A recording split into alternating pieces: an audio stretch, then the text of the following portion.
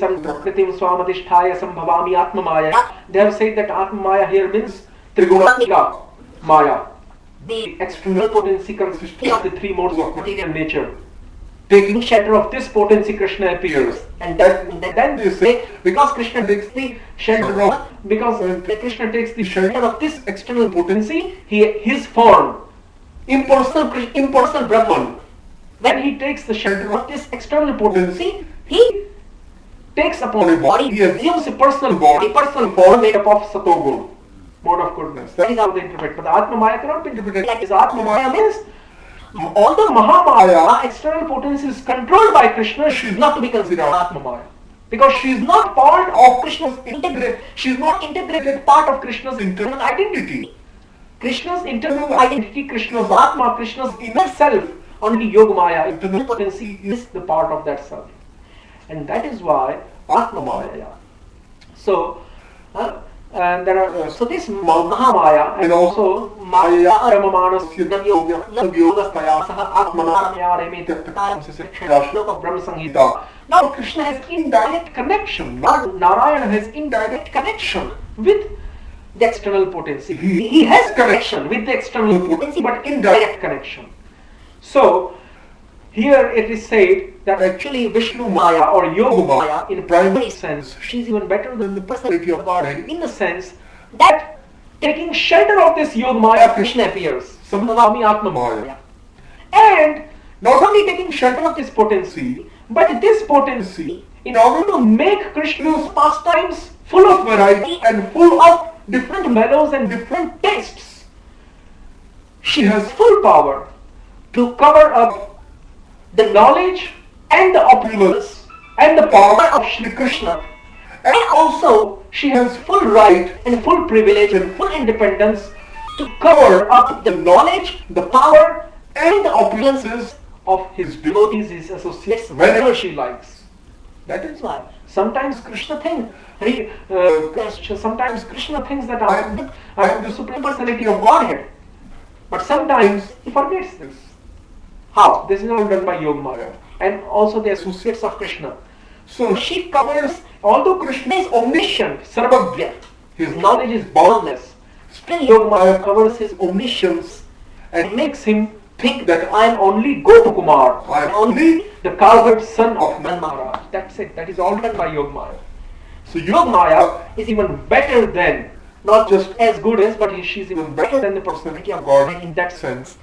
So she will also appear with Lord Krishna.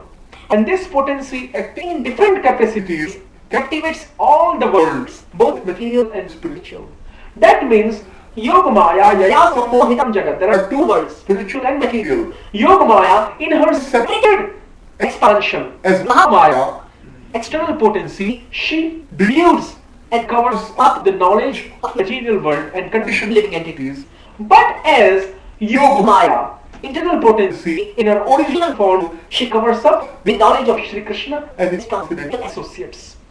So at the request of her master, Adishta Prabhuna, at the request of Prabhu, Shri Krishna, she will appear with all her different anshas, with all her different expansions, potencies, in order to execute the work of the Lord.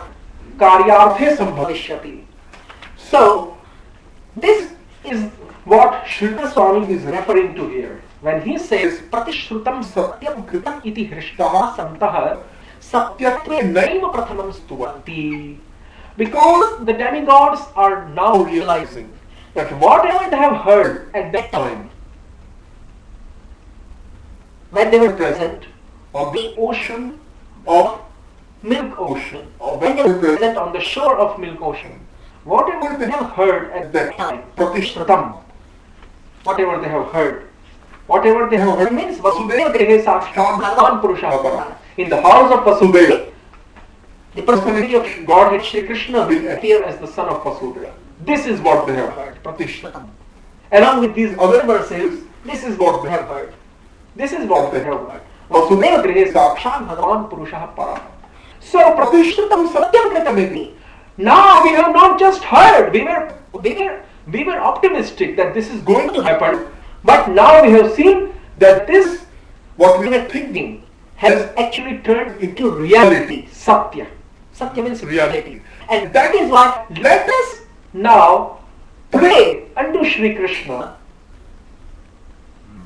by calling him Satya Swarup, by calling him embodiment of highest truth. Yeah. Pratishrutam satyam kritamiti hrishtaha samantah satyatvenaiva pratamam stumanti. That is why in the very first verse they start glorifying Shri Krishna by saying that you are the embodiment of highest truth. You are yourself the highest truth. Why they do not use other adjectives? And because the Garbastuti is quite long. The Garbastuti is quite long.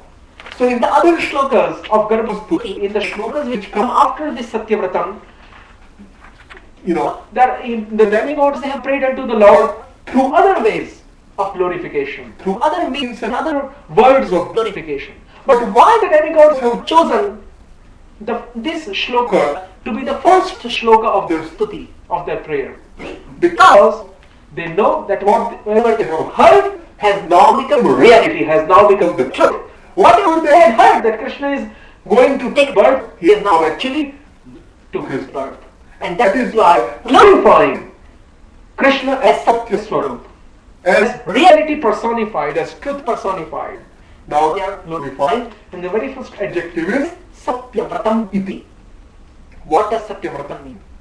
The general meaning is the personality of Godhead whose desires, or whose will, desire or vows are never broken, or the one who never deviates from his vow. That is the meaning of Satyavratam here. But Sridhar Swami also corroborates the same meaning. Satyam vratam vratam sankalpo yasyatam. But Sridhar Swami adds something to this meaning. Sridhar Swami says that not only the vows and promises of Shri Krishna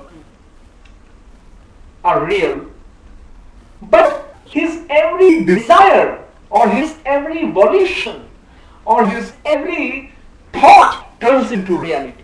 Not that his formal vows. Vow means when you formally say that I declared that this is going to happen. Just like in the 9th chapter of Bhagavad Gita. Krishna has given promise. What promise he has given? He has given promises many places. Yathamam prapadyante tam stathaiva bhajamyaham. Yanti deva vrata devan. Pitri yanti pitri vrataha bhutani yanti bhutejya yanti madhya ajinoti mam. He has given promises everywhere in Bhagavad Gita. And then also he says, third promise, the first promise is Yathamam prapadyante. That those who worship me, I worship them accordingly. Those who worship me in a certain way, I also worship them accordingly, correspondingly in a certain way. That's first promise. Second promise is Yanti Deva Vratadevan. That those who worship demigods, they go to there, but those who worship me, they come to my abode. That's his second promise. Third promise is Sarvadharmadhyajyamamekam sharanam vrajantam sarvapapibhyo mokshishyami ma shucha. Do not worry, I will relieve you of all the sins. Just surrender unto me. That is the last promise actually. That is the third promise. Fourth promise is Ananyas chintayanto mam ye janaha paripasate nitya tesham nityadi yuktanam yogakshemam mahamyam. That is the fourth promise. Fifth promise is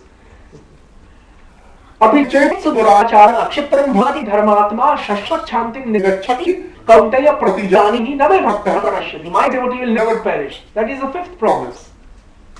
And there are many promises like these given in Bhagavad Gita. So these are considered to be formal vows or promises. Aupcharik pratigya.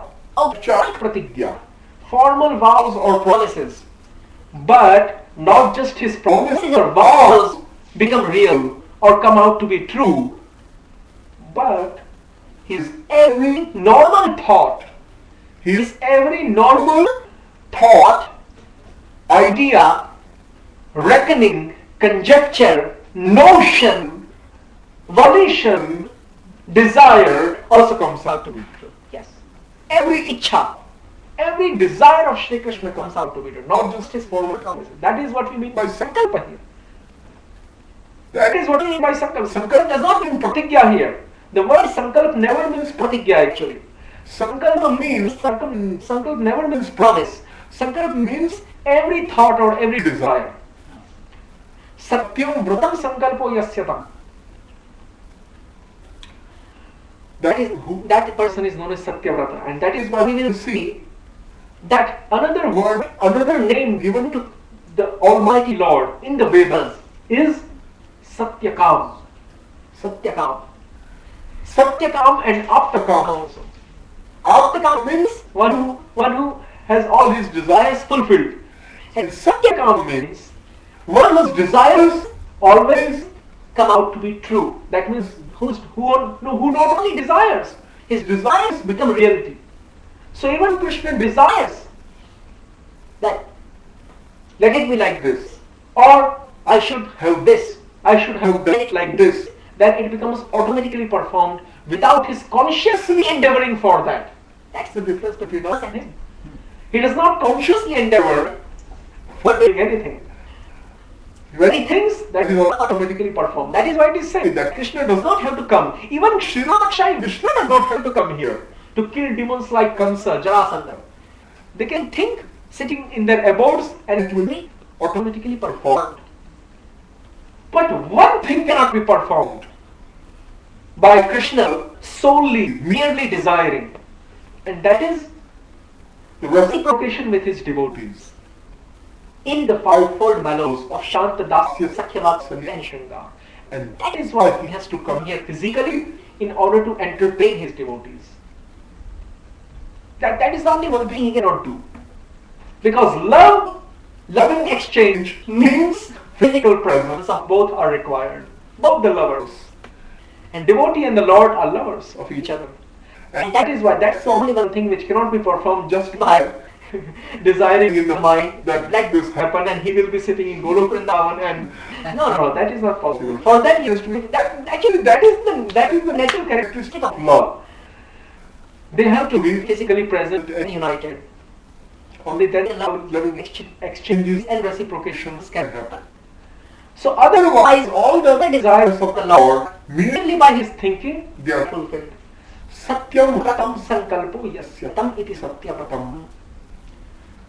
The second adjective which has been given here is Satyam Param. Satyam Param means highest, exalted or highest, best. Param means best. And Satyam means reality or something which is true. So Satyam Param Shreshtham Sadhanam Prapti Sadhanam means tam. Param means Shreshtha or the best. Param means Shreshtha or the best. So now this is very tricky definition by Sridhar Swami here. Satyam Param Shreshtham Prapti Sadhanam means tam. Prapti Sadhana. The Prapti Sadhan of whom is the best type of reality existing is known as Satya Param. What does Prapti Sadhana mean? Prapti Sadhana means the path of attaining whom. And what is the destined path? What is the prefixed path of attaining Krishna? What is the only path? Which is the only path which is really actually able to make Krishna attain by the living entity. Bhakti.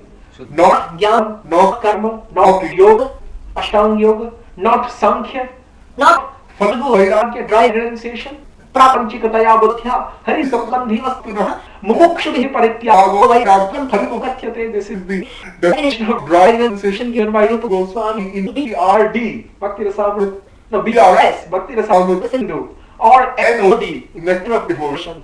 They mean the same.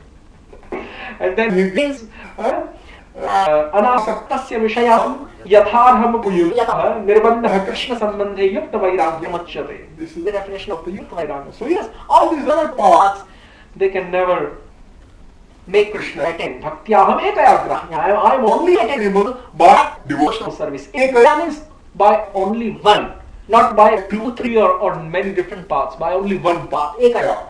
By only one path, devotional service. Bhaktyaham ekayagrahya.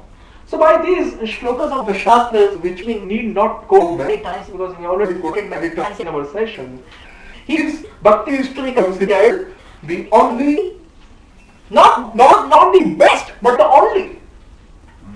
Best would mean there are many choices and this choice is the best. There are many options, there are many vikalpas, and this vikalpa, this option is the best. No. This is the only option, and that is why the only and the best option.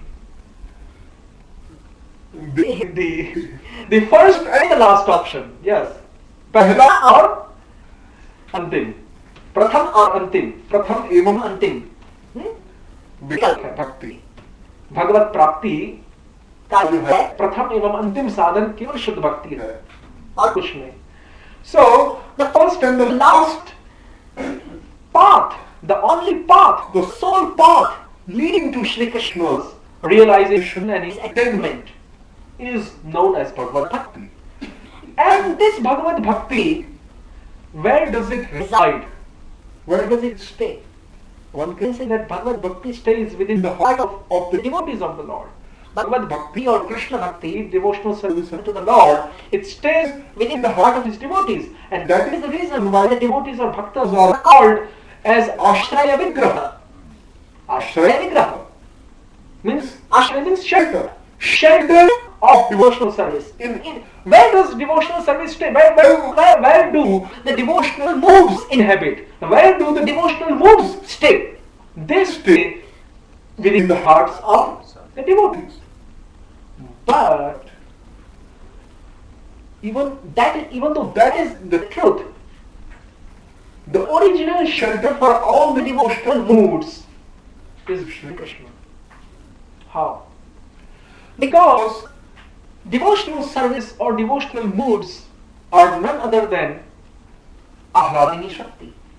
Ahladini Shakti, she becomes transformed into Bhakti. Bhakti or Bhagavad Prema is just one faculty of Ahladini Shakti. Ahladini Shakti has many faculties. And the one faculty of Ahladini Shakti is known as Krishna Prem or Prema Bhakti. So this Prema Bhakti or Krishna Prem, which is just one form or one faculty of Ahladini Shakti. Ahladini Shakti is the cause for Krishna Prem or Prema Bhakti. And Ahladini Shakti being the internal potency of Krishna, where does she rest? She rests within the Swarupa of Shri Krishna. So the ultimate shelter of all Bhakti Bhavas, all devotional moods and sentiments is Shri Krishna himself. And that is why Sridhar Swami translates, although he is not so clear here, how he has considered Bhakti to be present within Shri Krishna. But this is how it is. Satyam Param Shreshtham Prapti Sadhanam Yasmin Stam. In whom? Yasmin means in whom. The locative case has been used here. Adhikaram Saptami Vibhakti. Of grammar. Locative case has been used here. Yasmin means in whom. In whom. This the best path of attaining him, which is Shuddha Bhakti. That Shuddha Bhakti is present within whom is known as Satyam Param. That Krishna is known as Satyam Param. Within whom it is present. With Shri Krishna, within whom the best part of his attainment, that is Shuddha Bhakti, is present. And this Shuddha Bhakti, because it is the best part of his attainment, is known as Satyam Param. Satyam Param Shreshtham Prapti Sadhanam Bhagavad Bhakti Rupena. This Shrestha Prapti Sadhana, this best part of attaining Krishna comes in the form of devotional service. Bhagavad Bhakti Rupena. Shreshtham Prapti Sadhanam Bhagavad Bhakti Rupena Satyam Param. Satyam means the best reality. Param means best and Satyam means reality. The best reality. Best reality means the best reality of Sadhana Tattva, not the best reality of Sadhya Tattva. Sadhya Tattva is Krishna, but Sadhana Tattva, the best reality among all the other sadhanas is Bhakti. The best reality is not Jnana, Karma, Yoga or anything else. So the best reality, Satyam Param, is Bhakti Sadhana. Satyam Param Bhakti Sadhanam. And this best reality is present in whom? Unto that Sri Krishna we offer our obeisances unto. This is the samasa here. Satyam Param Shrishtham Prapti Sadhanam, compound word here. Satyam Param Shrishtham Prapti Sadhanam Yasmin Stam. Then he explains the third adjective, Trisatyam. Trisatyam, this is the popular meaning of Trisatyam taken by most of the commentators, although this is not the meaning taken by Vishwanath as we explained yesterday. He considers the three potencies of Krishna, Ahladini, Sandhini, Samvit to be Trisatyam. But here, the Sridhar Swami's meaning is accepted by most of the commentators. So Sridhar Swami comments on Trisatyam as Trishu api kaleshu srishtehe purvam pralayanantaram च स्थिति समये च सत्यम अव्यभिचारेण वर्तमानम. One who, without any change, without any amendment, without any mutation, without any type of flinching or flickering, one who steadfastly remains in the same position, in the same transcendental position, in all the three times. Trishu api kaleshu. Trisatyam means three here. Three means three. Three here means in three times. Three here means, the word three here means three kaleshu, in all the three times. And what are these three times? Srishtehe purvam. One who is satyam, one who is reality, even before the material creation exists. Srishtehe purvam. Pralayanantaram cha. Even after the dissolution of the material creation, one who is the ultimate reality existing. Just sthiti samaye cha. And one who is ultimate reality even while this material creation is in existence. In all the three phases of time, one who is the ultimate reality without any change. Avyabhicharena bhartamanam. That person is known as Trisatyam, one who is present without any change in all the three times. So, when Sridhar Swami says Srishte Purva, prior to creation, Krishna is Vartamanam, Krishna is present, Krishna is existent. So which part of the Shastra corroborates with that?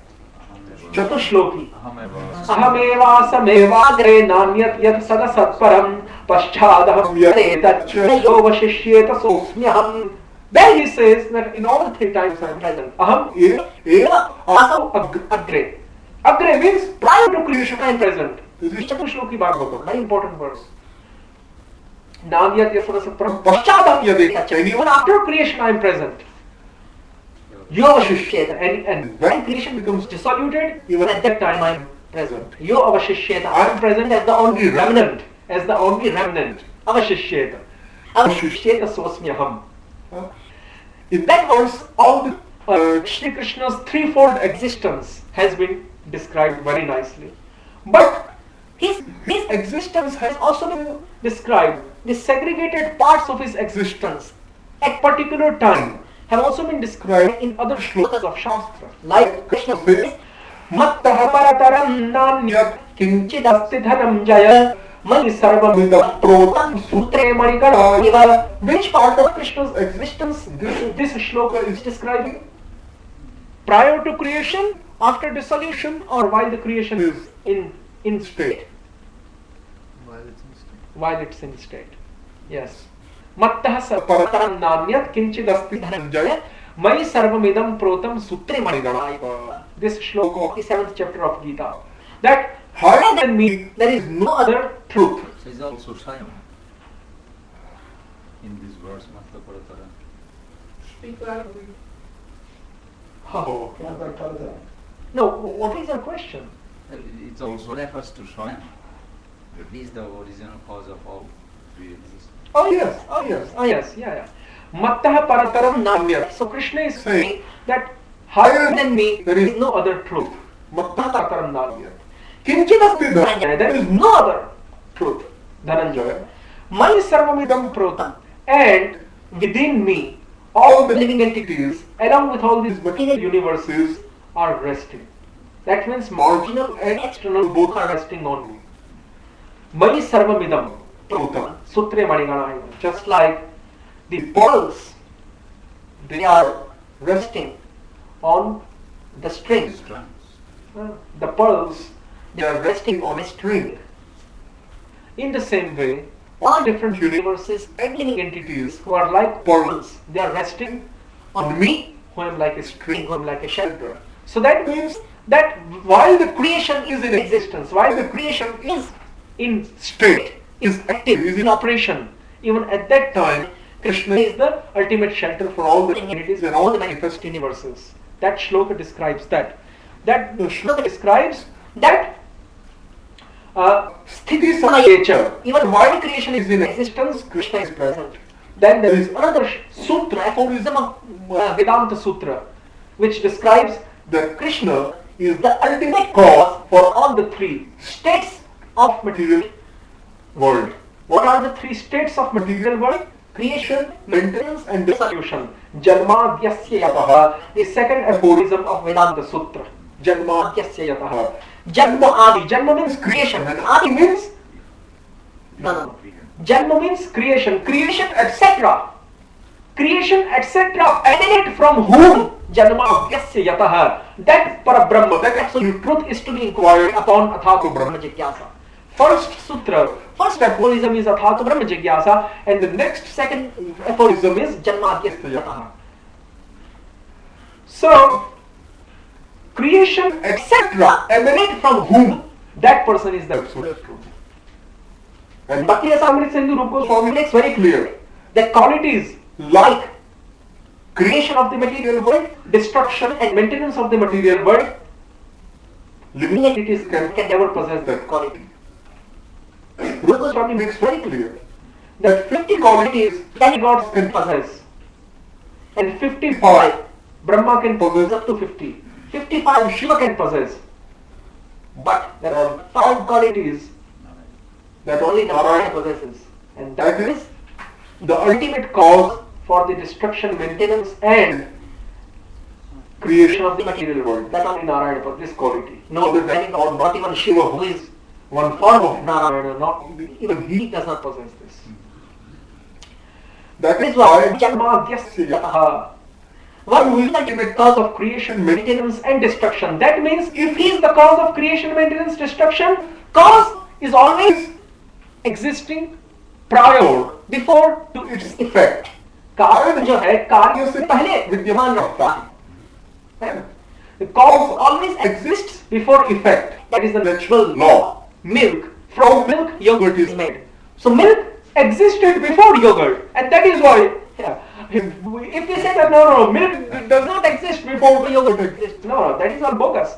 Milk certainly has to exist before the yogurt exists, and that is why the cause has to exist before the effect. So creation, maintenance and dissolution of the material world, these are the three effects, and Krishna is the cause for these three effects. That means if Krishna is the cause for these three effects, then Krishna is present before the Janma, before the creation of the mundane world. Even at the time of maintenance, he is present. Maintenance means even while the material world is in place. And even after that material world is annihilated, he is present, because he is the cause for all the three. Janmadhyasya yataha. Then very clearly it is stated in the Mahanarayana Upanishad of the Vedas. Eko Narayana Asita Brahma Nacha Shankara, and the Ramanujas and Madhvaids are very fond of quoting this. In order to say that Narayana is Swayam Bhagavan and he is the cause for Krishna. Krishna is just an expansion of Narayana. This is what the Ramanujas and Madhvaids believe. Different from the Gaudiya Vaishnava conception. So they are very important, but this never mentions Krishna even. This only mentions that Narayana is the cause for other demigods. Yeah. But Prabhupada did this in order to show that Narayana is the cause for other demigods. Not that Narayana is also the cause for Krishna. That is their interpretation, the Ramanujan interpretation. Eko Narayano Asit na Brahma na cha Shankara. So, Mahanarayana Upanishad of the Vedas states that there was only one Narayana present. Before, and at that time, even Brahma was not present and even Shankar was not present. Eko Narayano Asit na Brahma na cha Shankara. Narayana Deva Brahma Jayate.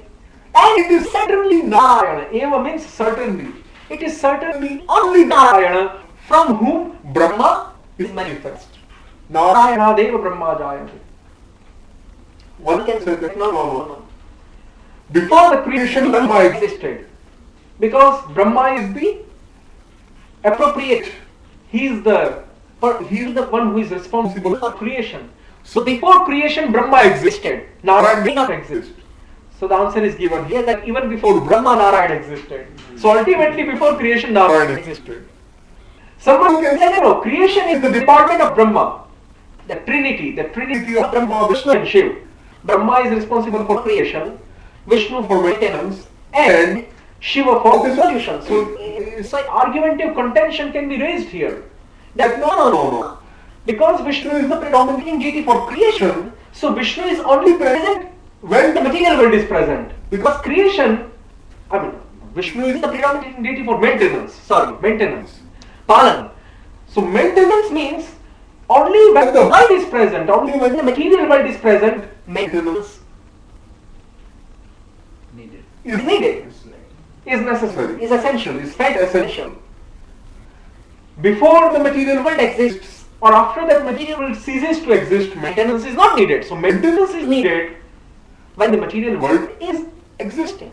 So that means since Vishnu is the predominant deity for maintenance, so Vishnu only exists when the material world exists. Before the creation of the material world, Vishnu does not exist. After the dissolution, Vishnu does not exist. Someone can say like this, because Vishnu is not the departmental head, chief of creation and dissolution. Rather, the departmental heads for creation and dissolution are Brahma and Shiva. But the answer is given that no. Even before the departmental heads of creation and dissolution were manifest, Vishnu was present, Narayana was present. Narayana Deva Brahma Jayate. And that is why from Narayana, Brahma has appeared. Narayana Rudra Jayate. And from Narayana, Rudra Shiva has appeared. Narayana Indro Ashtavasavaha Dvadashadityaha Marunyaha Sarve Devaha Jayante. Vasavau Ashwinau Kumarau Jayate. From Narayana, all the demigods, 33 million, they have emanated like the 8 Vasus, like the 12 Adityas, like the 49 Marutganas, like 2 Ashwini Kumaras. They have all emanated from Narayana. Brahmacha Narayana. Mahanarayana Upanishad goes further. Brahmacha Narayana. Brahma is also Narayana. How? Because Narayana is the cause for Brahma, and because Narayana's potency is present within Brahma, and that is why Brahma is able to function as a creator. And because Narayana's potency is present within Shiva and all the other demigods, that is why they are able to function in their capacities. They are Adhikrita Dasas of Krishna. According to Bhakti Rasamrita, they have been given powers by Krishna, by Narayana. Brahmacha Narayana, Shivascha Narayana. That is why in one sense they are also Narayana, because they are endowed with the powers given by Narayana. Brahmacha Narayana, just like one can say that ambassador of a country is not different from the chief of that country. Yes, that is, ambassador actually represents the chief of the country, prime minister or president. In the British ruled countries we have fashion of having prime minister. And in the countries following the American system, we have a fashion of having presidents, right? Prime minister and presidents. So in all the countries which have prime ministers and presidents, the ambassadors of those countries are known as representatives of the prime ministers and presidents of those countries. But still, in one sense, ambassador is not the same thing as prime minister, right? Has ambassador been elected by the people of that country? They don't even know. And ambassadors are many. If there are 100 countries, there are 100 ambassadors of the same country, representing the same country. But still they are as equal as the king or the president of that country, in one sense. In the same way, the demigods are having the power given by Narayana. So in one way they are representing Narayana. That is why their names are mentioned in the Vibhuti Yoga, or the 10th chapter of Bhagavad Gita, as Krishna's representatives. So yes, in one sense it can be like that. That is why it is said, Brahmacha Narayana, Shivascha Narayana, Vasavo Ashwinaucha Narayana, Narayana Deva Praliyante. Narayane Praliyante. And not only this, in Narayana they again submerge. So this proves that Krishna is the ultimate reality in all the three times. In Narayan, all these demigods, they again submerge. Now, again, Taittiriya Upanishad of the Vedas again states the same thing. Yato va imani bhutani jayante yena jatani jivanti yat prayanti abhisamvishanti tad brahma tad vijigyasasva. Yato va imani bhutani jayanti, from whom all these bhutas have come out. Now, bhuta means created beings. Bhuta literally means created beings. Now, generally the word bhuta in India means ghost or phantom. But in the Shastras, the word bhuta means created beings. So, Yatova imani bhutani jayate, from whom all the bhutas are created. How many types of bhutas are there? Two types. Yes. Bhuvirapo vanaro khammana buddhirevacha ahankara iti yamme nidna prakritirashtadha atareya vitaspunyam prakritim viddhime param jiva bhutam mahabaho yayedam dharyate jagat. There are two types of bhutas. The five gross elements along with the three subtle elements which are all material, which are representing the external potency of Krishna, they are also to be considered bhutas, panchamahabhut, five material elements. But the jivatmas or living entities representing the marginal potency, they are also to be considered bhuta, jiva bhuta mahabhav. Not only the external potency or the five material elements, panchamahabhutas, they are also considered bhuta, but jivas, marginal, are also considered bhutas. So, two types of created beings. The material elements, the five material elements, they are also bhuta, and the living entities, they are also bhuta. That means external and marginal, they are both considered as bhutas in the Sanskrit. In Sanskrit language, in the Shastras, whenever the word bhuta comes, it refers both to the marginal and to the external. So, Yatova imani bhutani jayante. Imani bhutani is in plural case.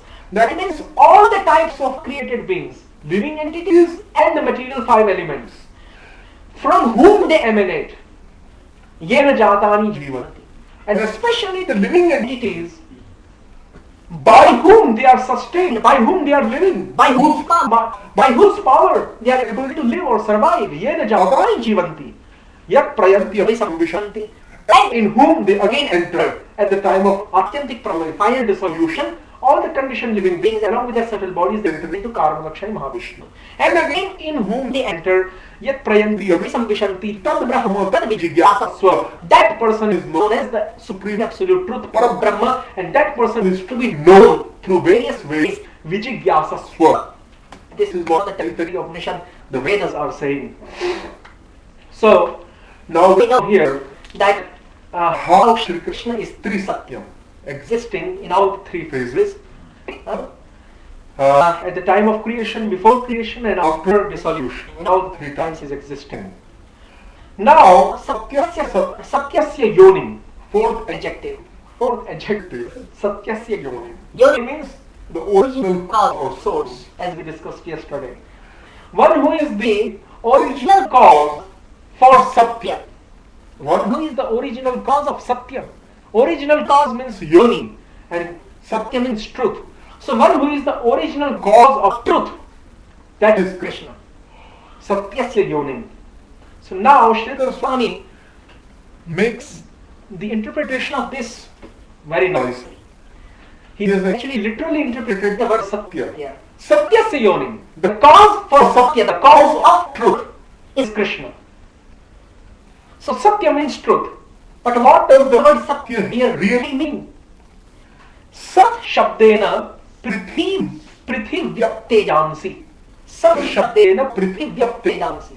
Sridhar Swami says that by the word Satya is made up of two constituents. And each constituent is a separate noun. So the word Satya is actually a compound word. Many people mistake Satya to be singular noun. But actually Satya is compound word.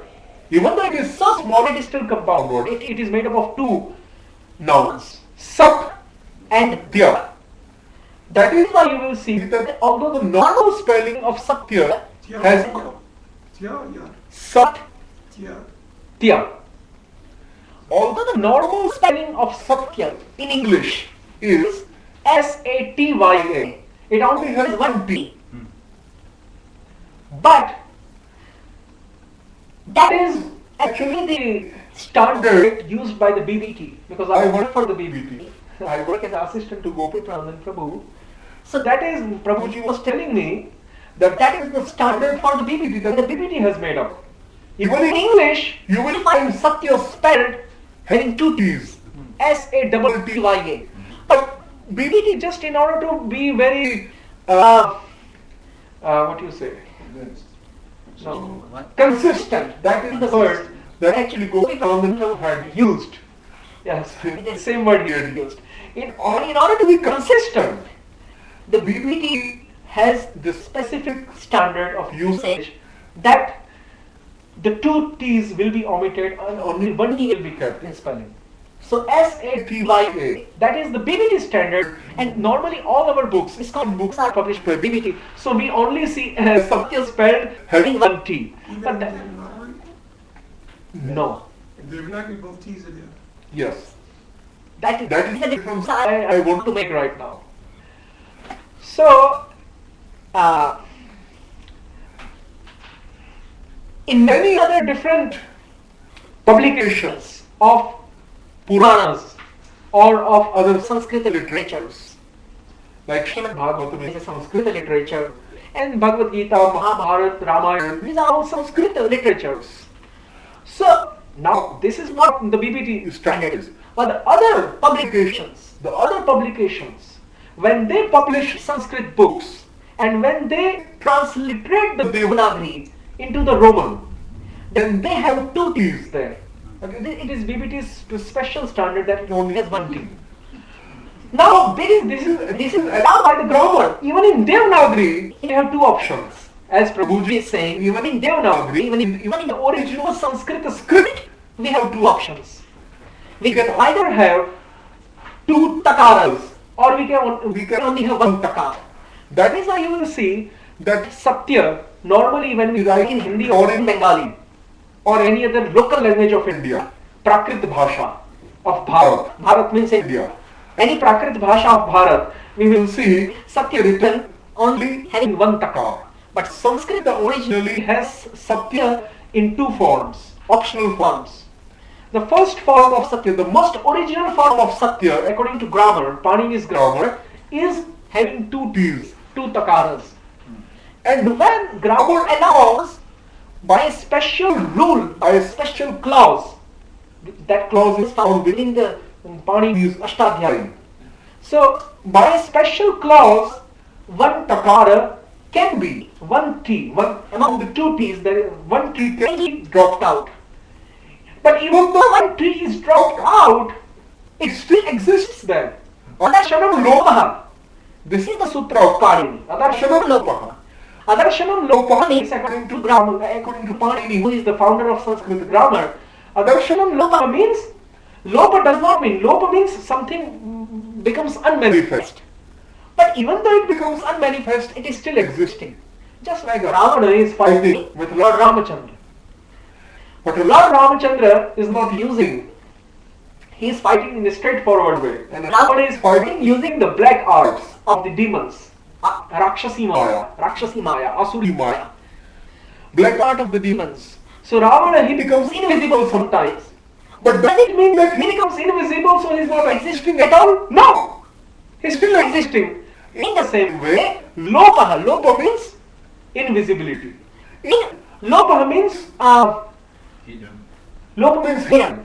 So hidden means invisibility. Panini says that many of the letters they become hidden using special clauses of grammar while writing, but they are still there, existing.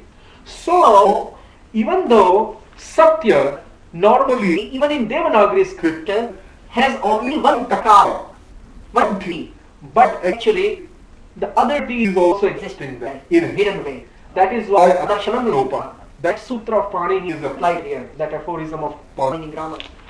So anyways, because the word Satya has two T's, now we come to the level of understanding how Sridhar Swami has defined Satya. Sat and then Tya. Sat and Tya. S-A-T. Sat. and then Tya, Tya. Otherwise, if we think that no, if two T's are not there, then we cannot have this.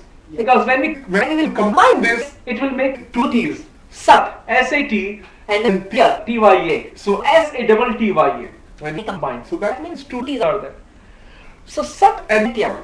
Sat, what does Sat mean here? Sri Swami says that Sat here means three elements. Among the five material elements, Panch Mahabhut, the three letter elements, not the first two, the three letter. What is the last element? Prithvi, earth. Before earth comes Water. before water. Before Prithvi or earth comes water. Up means water. That is why from the word apa has been made. Apaha means water in Sanskrit. Apaha, kilalam, salilam, toyam, paniyam, jalam. These are all synonymous words for water. Kilalam, toyam, patram pushpam, phalam toyam. These are all synonymous. Jalam means water. Paniyam, we say in Hindi pani. That is a distorted form of paniyam. Jalam, paniyam, toyam, salilam, kilalam, and apaha. These all mean the same, water. So, Prithvi, Ap, Tejansi. Prithvi, earth, water, and Teja means fire. These three elements are denoted by the word Sat. Sat means all these three. And Tya, what is denoted? Actually, Tya is not the real form. The real form is Tyat, T-Y-A-T, Tyat. But according to the rule of grammar, the last T coming in Tyat, T-Y-A-T, the last T coming in Tyat is dropped out. Is silent, it is dropped out while writing and while speaking also. But it is still existing. So Tyat means Vayavyakashau, the two beginning elements, former elements, the two preliminary or the preceding elements, preceding the letter 3. And these two are Vayu, air, and Akash, sky. So Tyat means Vayu and Akash. And Satya means all the five elements.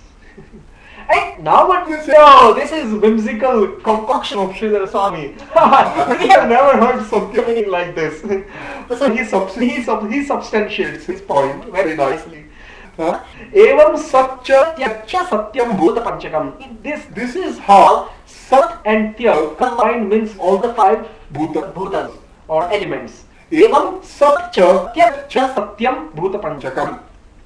Now, he quotes Shruti or Veda.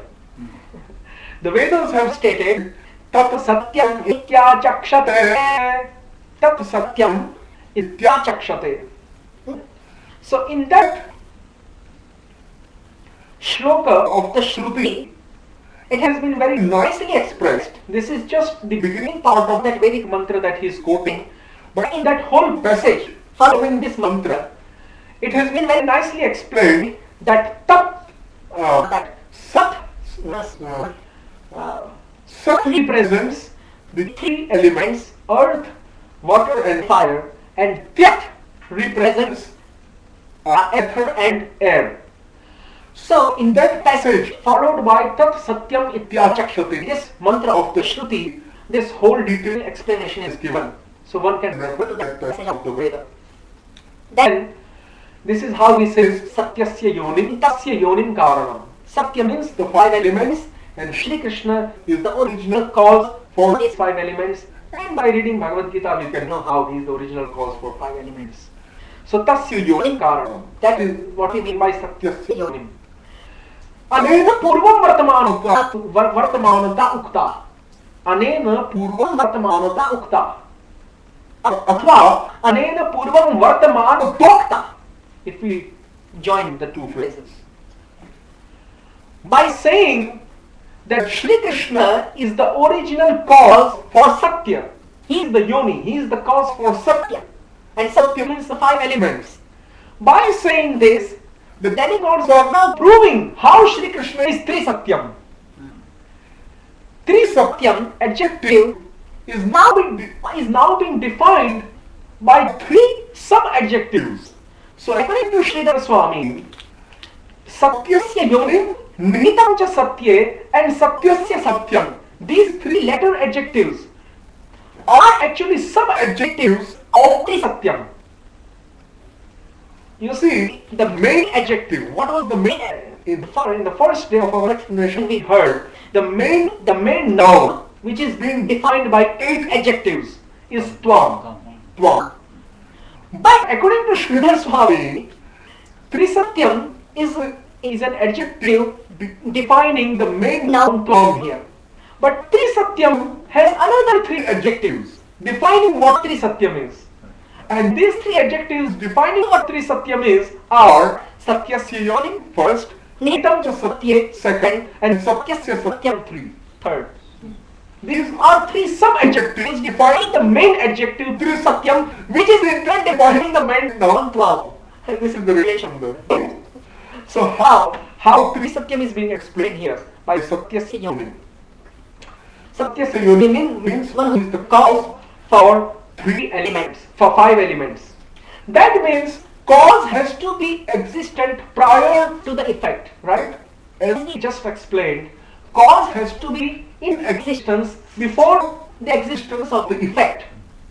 Before the effect comes, cause has to be existent. Before the yogurt comes into existence, the milk has to exist. So, by this, anena purva vartamanata, by this it is to be implied that Shri Krishna exists before the creation of the 5 material elements. By the word Satyasya yonim, the first aspect of Trisatyam has been explained. What is the first aspect of Trisatyam? First aspect of Trisatyam is Srishtahe Purvam, one who exists prior to creation. This is how we exist prior to creation. This is how. Because he is the cause for Satya, or the 5 elements. So he exists before the 5 elements. This is how he exists before creation. So anena purvam vartamanata ukta tatha satye tasmin eva nihitam antaryami taya sthitam. Now it is said nihitam cha satya. Nihitam means one who has entered or one who has become situated within Satya. One who becomes situated within Satya. Satya means truth. What does truth mean here? Truth here means the same, 5 material elements. Sridhar Swami says Satya means the same here, 5 material elements. So one who is the cause of 5 material elements, Satyasya yonim. Now one who becomes, after the creation of 5 elements, one who enters into these 5 elements as Paramatma. Maya tatamidam sarvam jagat avyakta murtina. Maya tatamidam sarvam. By me the whole world is pervaded. That shlok of Gita. So Satya means the 5 elements. All the 5 elements, after that they are created, Shri Krishna enters into these 5 elements. 5 elements are Satya, and Shri Krishna enters into that Satya. That is why Nihitam cha Satya, one who has entered into the 5 elements. That means Shri Krishna is present even when the creation is present. Before creation is present, even while the creation is present as omnipresent within that creation. That this is what we mean by Nihitam cha Satya. So the second aspect of Trisatyam has been explained. Second aspect of Trisatyam, how Shri Krishna is present in all the 3 times. The second aspect has been explained. He is present in past. He is present in present also. Now, how he is present in future, after the dissolution of the universe, is explained by the third adjective, Satyasya Satyam. Or who is the truth of the truth. Who is the truth of the truth? Satyasya Satyam. So, how Sridhar Swami explains this, let us see. Tatha Satyasya Satyam Tasyaiva Satyasya Satyam Paramarthikam Tannashi Api Avashishyamana Rupam. Satya means again the 5 material elements. Same meaning. And one who is Satya of Satya means one who is the truth of truth. One who is truth of five material elements. Five material elements are truth. But one who is truth even for that truth. That means to say, one who is essence of essence. Sarasya Saram. As we explained yesterday, Vishwanath explained this in a nice way. Sarasya Saram. One who is the essence of essence. So one who is the truth of the truth. One who is the truth of five material elements which are also truth. They are relative truths. Five material elements are relative truths. But Shri Krishna is the ultimate truth behind them. So he is the truth of the truth. Satyasya Satyam. How? Because even after the relative truth, all material creation becomes dissolved. Tannashayapi. Shri Krishna, who is Paramarthika, who has Paramarthika Satta, who has ultimate existence, who does not have relative existence.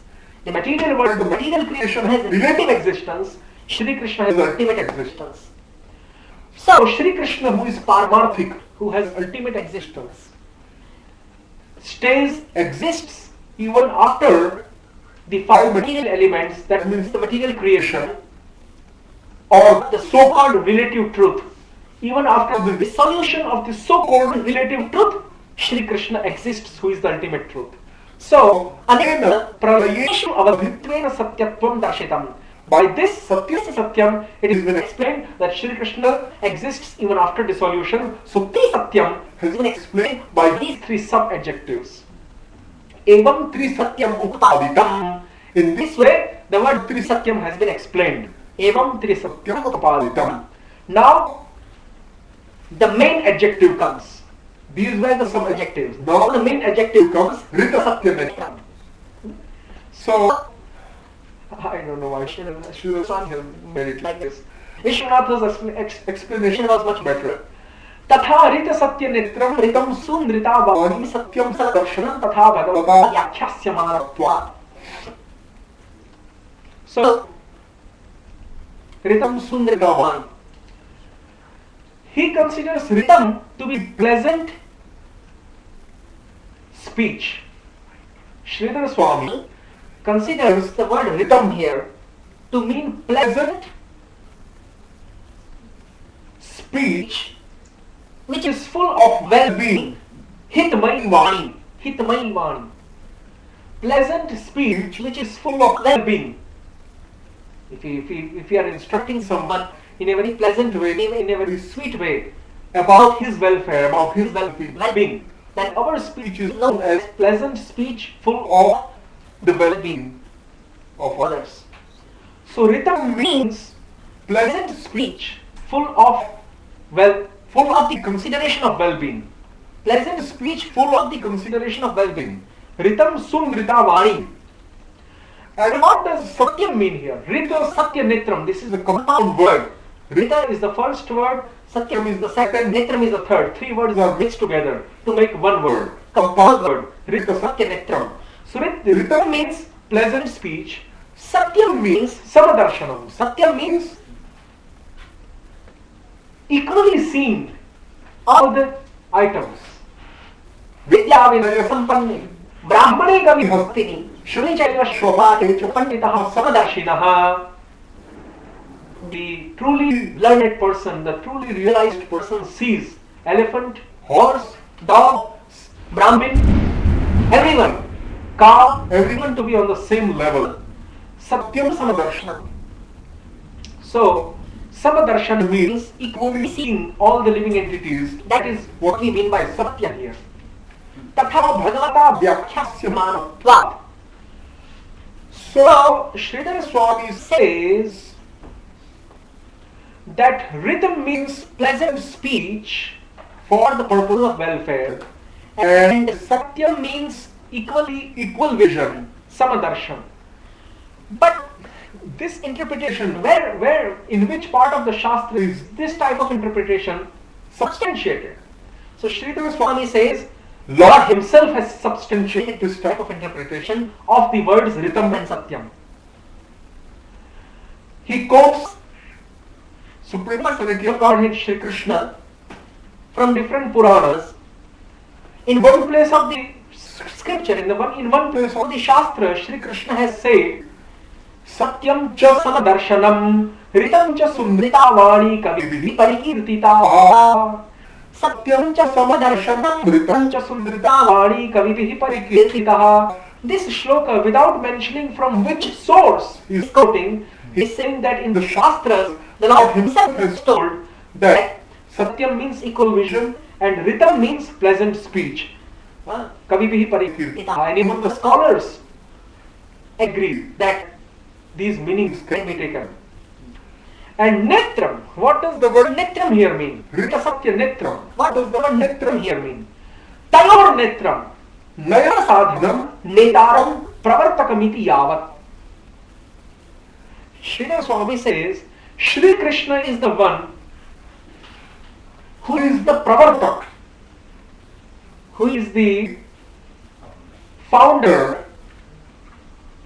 or who is the original cause for having equal vision and for having gentle, pleasant speech full of the welfare of other beings.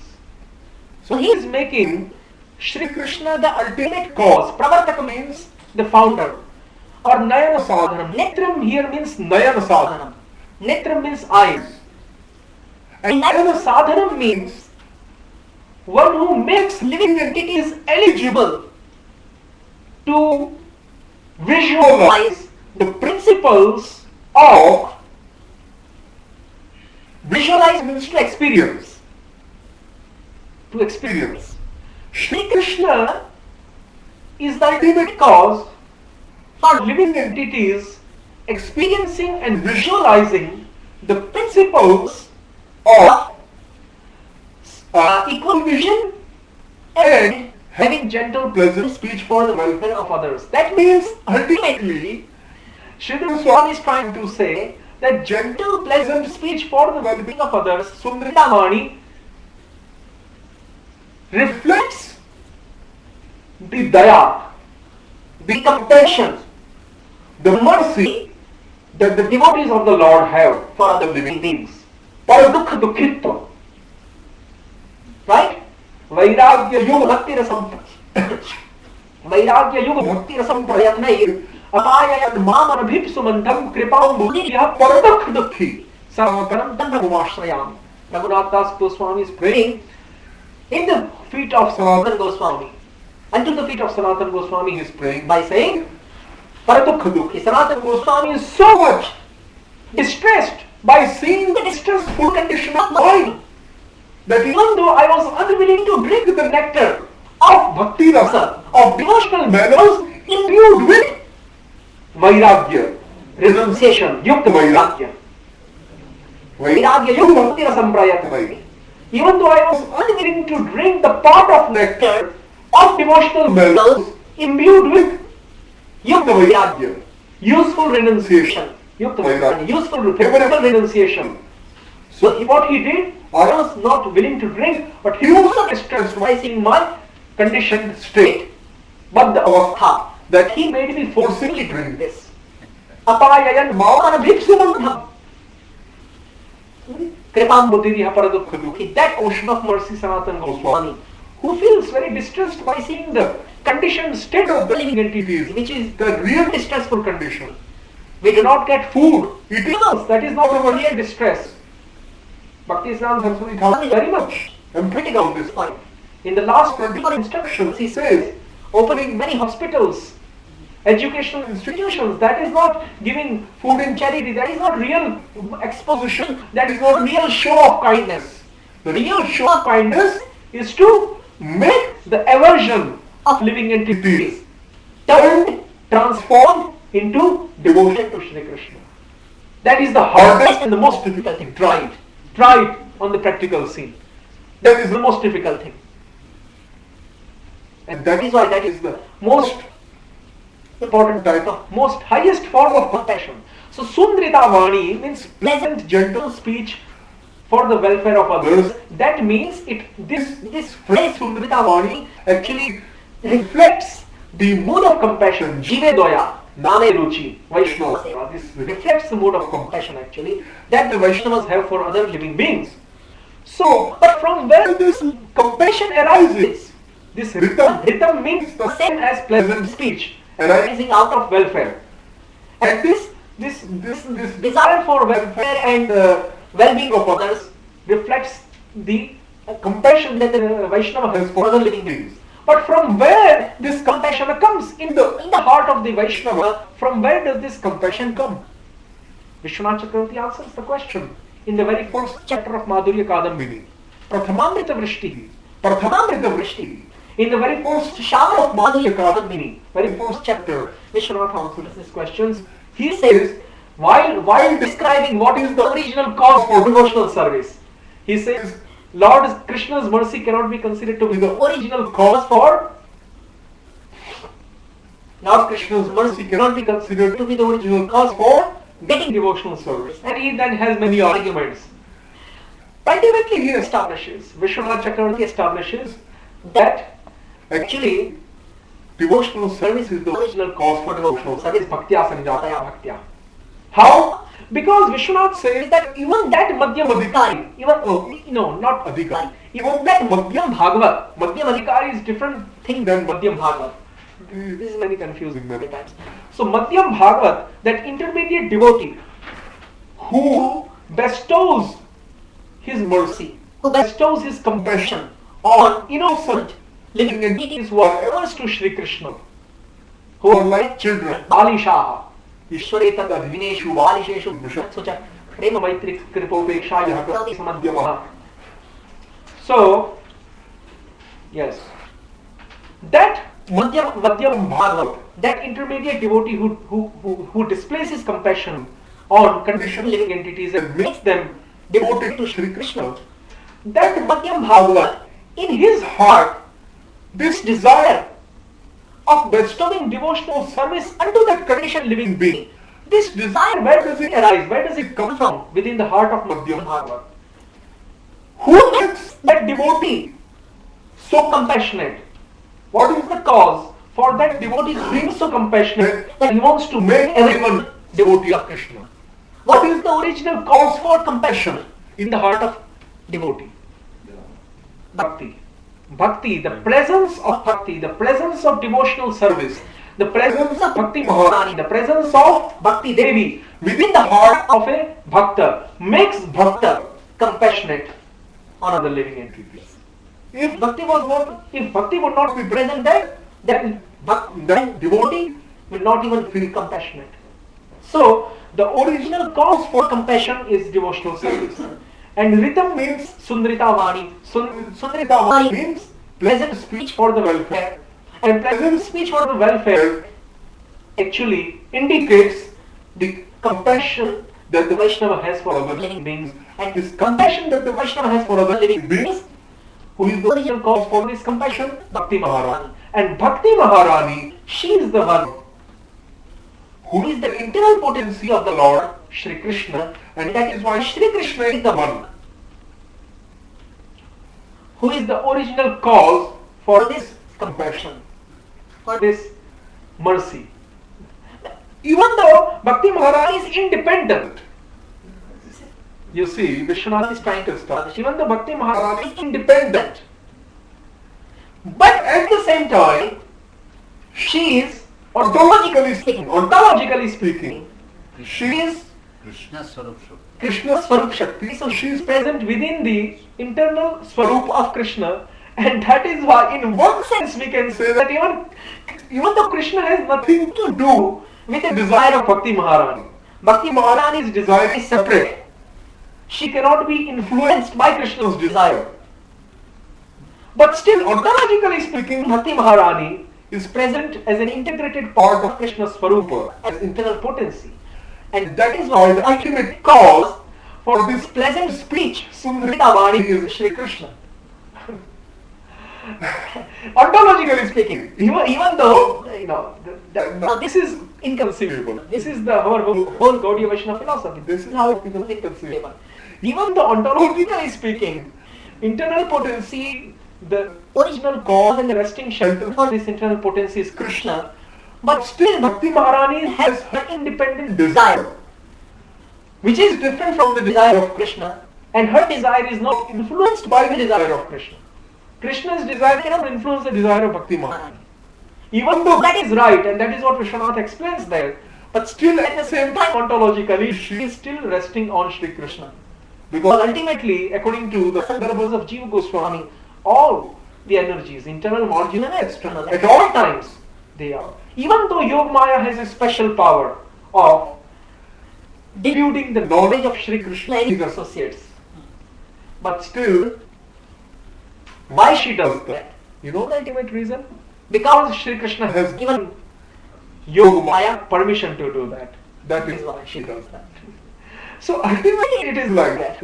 Bhakti Maharani's independence has also been granted by Shri Krishna. So now whatever decision Bhakti Maharani takes, Shri Krishna cannot be accredited for that.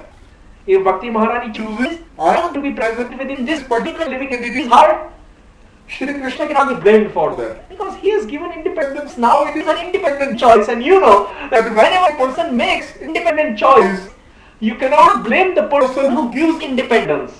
But you have to blame the person who uses that independence. Otherwise, the living entities, who gives living entities minute independence? Krishna. But can Krishna be blamed for whatever choice living entity makes? So although Krishna, he is the ultimate potent, controlling all the three energies, internal, marginal and external. And although he has given full freedom, he has not given freedom to marginal and external. To external, he has given no freedom. To marginal, he has given little freedom. But to internal, he has given full freedom. To Bhakti Maharani, internal potency, Ahaladevi Shakti, he has given full freedom. Now whatever choice Bhakti Maharani makes, although ontologically Bhakti Maharani is resting on Shri Krishna as his internal potency, she is resting on Shri Krishna. But still, whatever choice she makes, Krishna cannot be blamed for that. Yes. So, ontologically speaking, Yeah. it's true that Bhakti Devi is Shakti Krishna. Yeah. But if Krishna starts to function in any way in his parallel, Yeah. meaning with conditioned souls, or with If he tries to interfere, or just to function, yeah, then immediately that time, yeah, the shelter of the ability, let's say, to give bhakti servant, yeah, yeah, be resting in bhakti, which is why I say you can't get from Krishna directly. Oh, yes. You have to get from Bhakti Devi. oh yes, That, yeah, but internally, Yeah. when Krishna is Atmaramata, yeah, then all these potencies resting within. As soon as he's Paramata, even like in that Bhagavad Gita, that 3 verse. yeah. That's very nice way of explaining this. Mhm. That when he is Atmaram, then all the potencies are resting on him, and when he is Pararam. But actually, Pararam also means the same as Atmaram. There is no real such thing really as Pararam. Shri Krishna is always Atmarama, because you see, who is giving satisfaction to Krishna? The living entities? I don't think so. The devotees? No. Why devotees are actually able to give pleasure to Krishna? Because devotees have Ahladini Shakti's faculty, Prema Bhakti within them, and in their heart. And Prema Bhakti is the one who really gives pleasure to Krishna. Prema Bhakti is the one who really attracts Krishna. Shri Krishna Karshini Tatha. Krishani Shubhada Moksha Bhutakrit Sugurlabha Sankarana Visheshatma Shri Krishna Karshini Chasa. And it is Prema Bhakti actually which makes Krishna pleased. And Prema Bhakti is internal potency. So now you cannot say that Krishna desires pleasure from some different source other than himself. So ultimately he is still Atmaram. This is how the Mayavadis are defeated. Even though now there are some yes. Okay. So yes, this is the ultimate Siddhanta here. This is the ultimate Siddhanta. But then they can is the Nirapaksham Munim Santam Deva Surusana Darsana Onubrajami Aham Nittam. I am always after my pure devotee. Yeah. Onubrajami Aham Nittam Pujayat Angri Renubi. I am worshipping Pujayat Angri Renubi. Renubi. I am after their foot dust to purify this material. Anubrajamyam Nityam Pujayat Angri Renubi. This is why Bhaktisiddhanta Saraswati Maharaj also said at the disappearance day of Gaura Shavdas Babaji Maharaj, Bhaktisiddhanta Saraswati Maharaj refuted the idea that we have to drag Gaura Shavdas Babaji Maharaj by binding his feet by rope. And he said that no, even Shri Krishna would feel very satisfied in taking the foot dust of my spiritual master. Yes. This is the reason. Pujayet Angri Resti. Yes. So in that case, we see that Krishna is after. Yeah. Yeah. So ultimately, whatever is the case, ontologically speaking, all the three energies are resting on Shri Krishna. But Shri Krishna has at the same time given Bhakti Maharani full independence. And that is why whatever Bhakti Maharani decision she makes, Krishna cannot be blamed for that. This is how Vishwanath Chakravarti Thakur's interpretation is perfect without any kind of contradiction.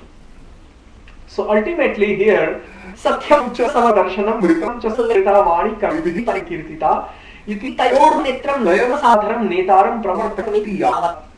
Because if Shri Krishna will not be there, then internal potency will not be there.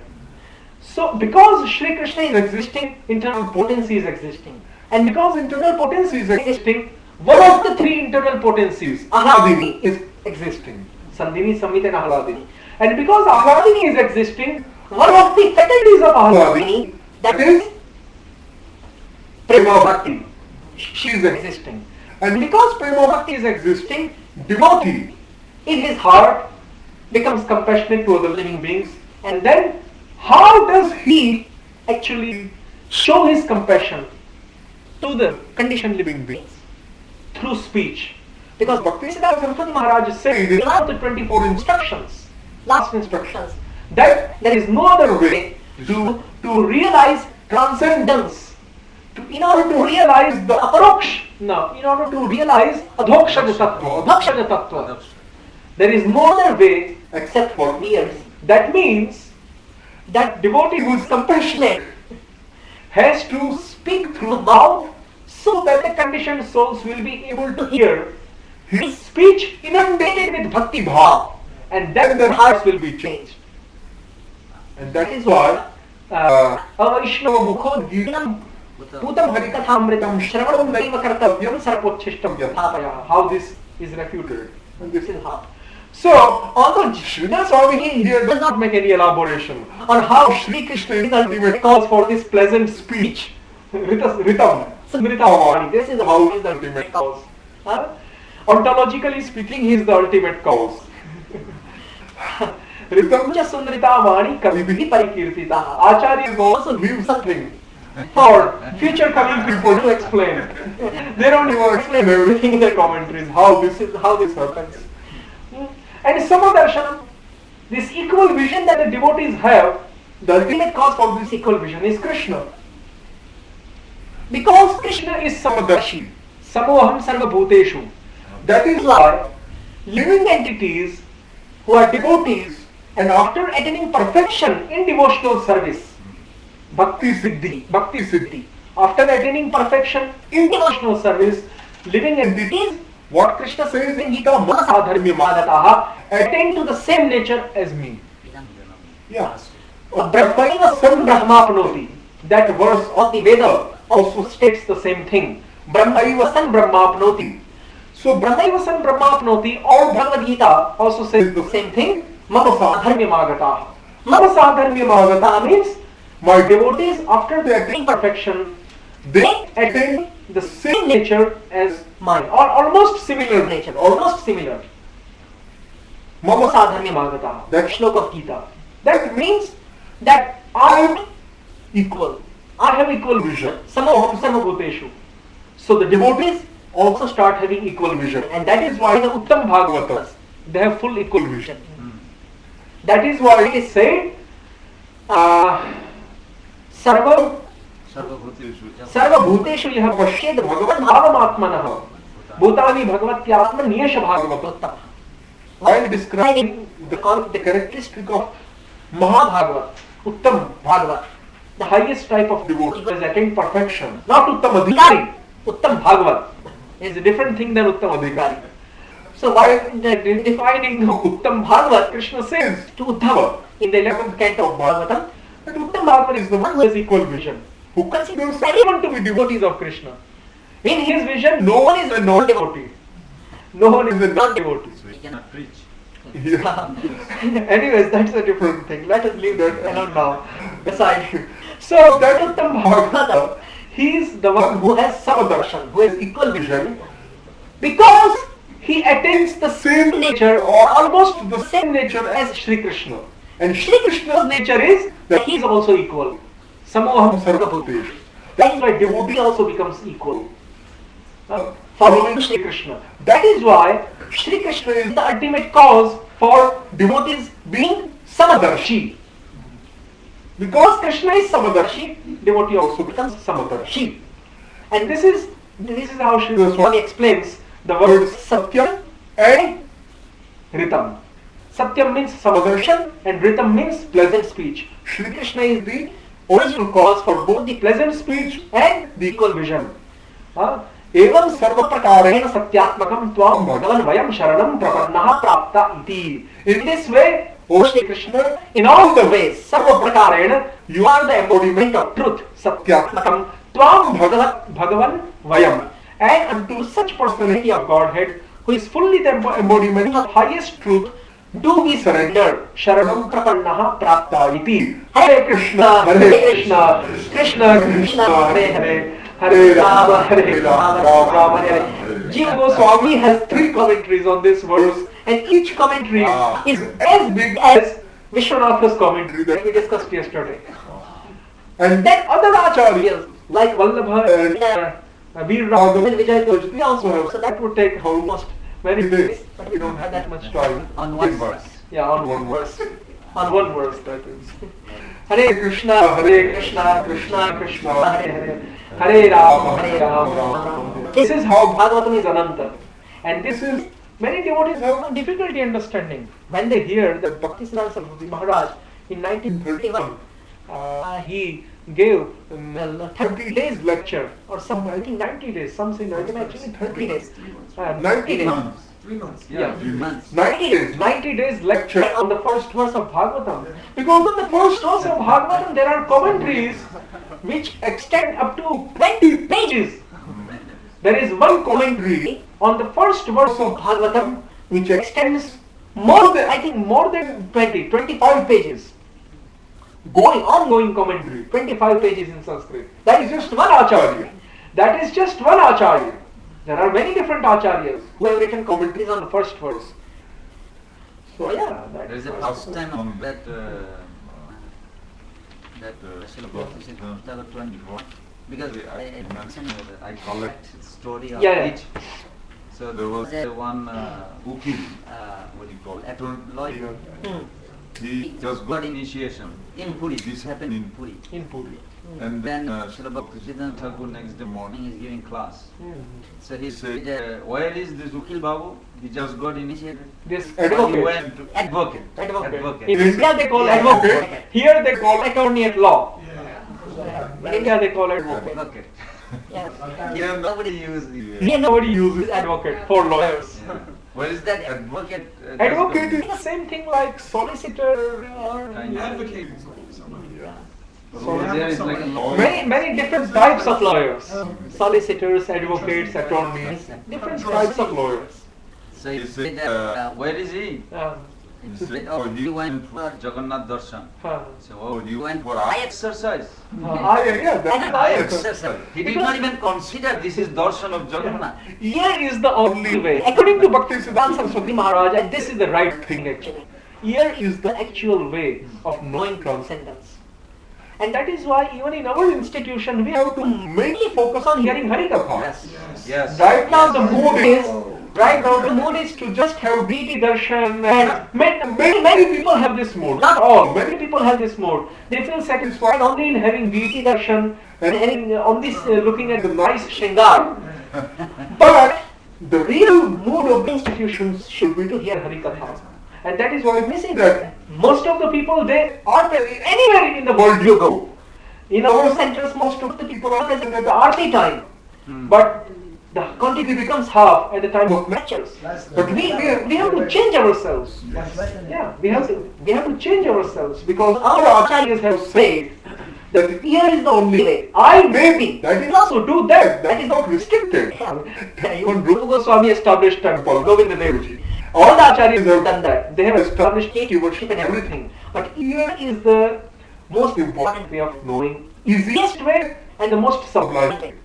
And Bhaktisiddhanta Saraswati Maharaj says it's the only way. He said, only way. Darshan, Krishna's darshan can only be obtained only by the medium of hearing. Just as one hears from the lips of a pure devotee. He said like this, only. Yes.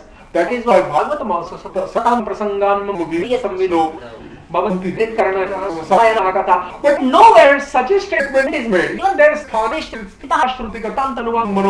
but nowhere such a statement is made that here is the only way. Bhaktisiddhanta Saraswati Maharaj has become very emphatic. He is very outspoken on this issue. He is very bold. That is why he also has written another place. That one who does not chant at least 100,000 names, Krishna never accepts anything offered by his hands. Now, we cannot make any compromise with this. We have to accept our fault in this regard, that we cannot chant that much. But we cannot try to misinterpret this statement anyhow. Because even Prabhupada said, Started in the beginning. Yeah, 64. But no one accepted that. And that is why at least we should at least accept our fault, and we should, especially on the days like Janmashtami, we should try to chant more. And here are good thoughts. And here this is the ultimate goal for this revolution. Thank you. Hare Krishna, Krishna Krishna, Hare Hare, Hare Rama, Rama, Hare Hare. Radha Krishna Prabhu ki. Thank you, Radha Krishna. For 1 week. 1 week. Yes. Yeah, more than 1 week. Okay. And today was the last day. Tomorrow he is going to be. No, he'll be here. I will be here, but then the official program ends today. And you had some question. After your question, I will. 1 minute. Okay. Yes. He asked question. Yeah. Okay. Okay. If you anyone like to give any donation to him, lives in Vrindavan. Hare So you will accept whatever with your from your heart. DVD point तैयार Yeah, And that there I will be am DVD ready for this all Tomorrow. 7 or 8 days. Whatever you lecture DVD is ready tomorrow. So if you want to,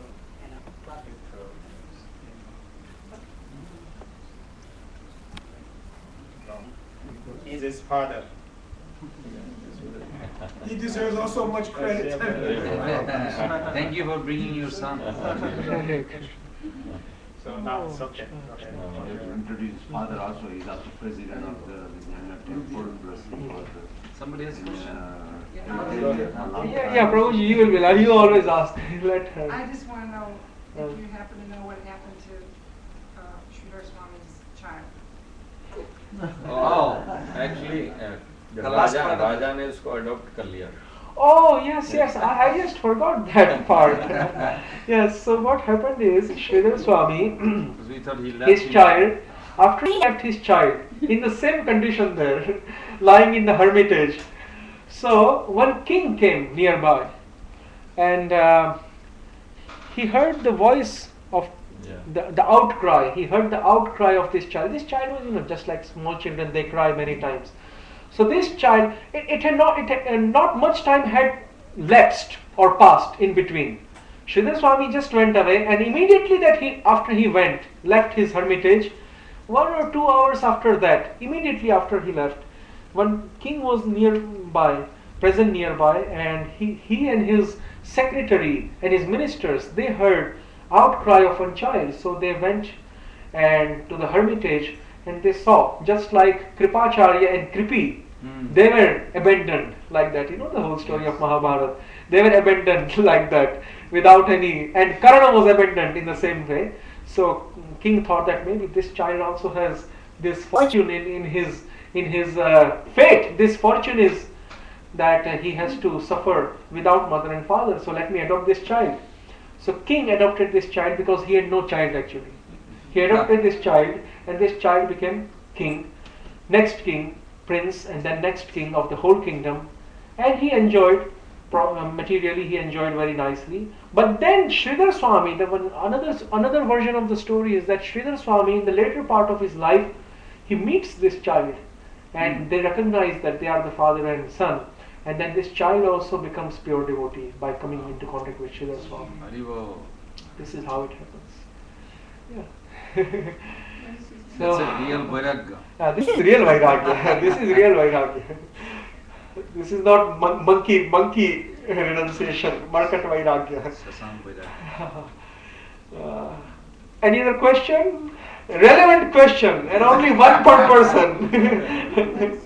Rama Devi, like in Brahma Samhita, Yeah. Rama Devi, who is she actually like in that hierarchy of the Shaktis when the Lord is creating and Narayan is creating? It says that by the Lord goes to Yoga Nidra, consorts with. But that's Rama Devi. That's a Ikshan part of that. When Narayan has two things, he desire to create, Yes. and then the manifestation take place. Actually- That Rama Devi is Yogamaya. Actually, what happens is Narayan, or I mean, Karanadaksha Vishnu, he glances on Ramadevi, and Ramadevi glances on the external potency Mahamaya, goddess Durga. So Rama Devi is not like Durga, different. Oh yes, Rama means Lakshmi. She is the internal That's potency. what I thought. That's why it's She is the internal potency. Brahma Samhita. She is Lakshmi. Shadow says semblance. Srila Bhakti Siddhanta Expansion. translate like. I mean, not the original Rama Devi, Yes. but the Durga Devi is a semblance. Joni and the Linga, he explains it. Yeah, like yeah. semblance. Linga yonyatmika jata Yes. ima maheshwari prajaha. Yes. That shloka of Brahma Samhita. That the vaginal part of goddess Durga united with the reproductive male organ of Lord Shiva, and then that thing has been. Yes. Yes. Rama Devi is not that Durga. Yes. Rama Devi, you said she's like. Yes. Lakshmi. Yes. Lakshmi. Yes. And there Bhaktisiddhanta Saraswati Maharaj writes that yes, physical intercourse has taken place between the external potency Durga and Shiva. Shiv Linga. So the shadow of the Yeah. consorting of Karanadaksha Vishnu with the expansion Rama Devi produces this shadow, which is the glands, Lord Shiva's glands, and the yoni Durga. Yes. So like that, like a shadow of that. That is why you will see that in India, when we have this Shivlinga, Yeah. Shivlinga is situated on On this the yoni, yoni, yes. on this vagina Yes. of Durga. Yes. Linga is situated on the vaginal part. So that is actually, this is symbolizing the process of creation. Yes. And that is why the Shaktas and Shaivites, they call Shiva and Parvati to be mother and father of the creation. This is one reason, but they are not the ultimate. Ultimate is Narayan, but still, in Bengal, your Bengal, Shaktism. Yeah. Shaktism, worship of Durga and Kali. They say, "Oh Mother Durga, you are the only origin of this universe." And the Shaivites, they say, "Oh Shiva, you are the original father." Mahalaya. Ja Devi Sarvabhutir Yeah. Shaktirupena Samstita Namastasya Namastasmai. Namaste. That's what the Shaktas say during the Navratri time in India. Yeah, that's a famous verse. And also there is another verse. Very famous verse. They glorify Shiva and Parvati. Anyways, so yes. Any relevant, useful question? Wow. Is inquisitive. One per person. Yes. Anyone? Yes. Can I combine 5 and 1? You're artistic. Can I ask? I was just curious. This Saptam Yes. is it? The Jata Mahanti Bhutani Bhuteshu Chavastishu. It's almost parallel or conciling, backing to that point.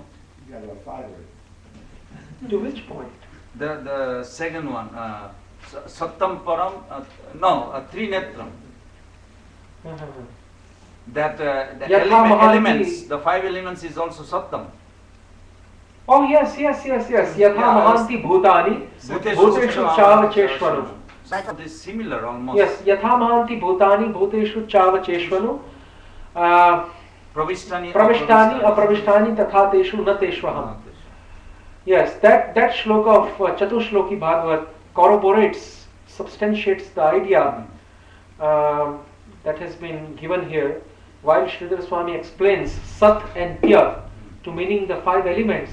That is corroborated by this verse of Chatushloki also. Yes, Okay. that is additional comment which is very appreciable. And the aorist. You're talking about Krishna desires something.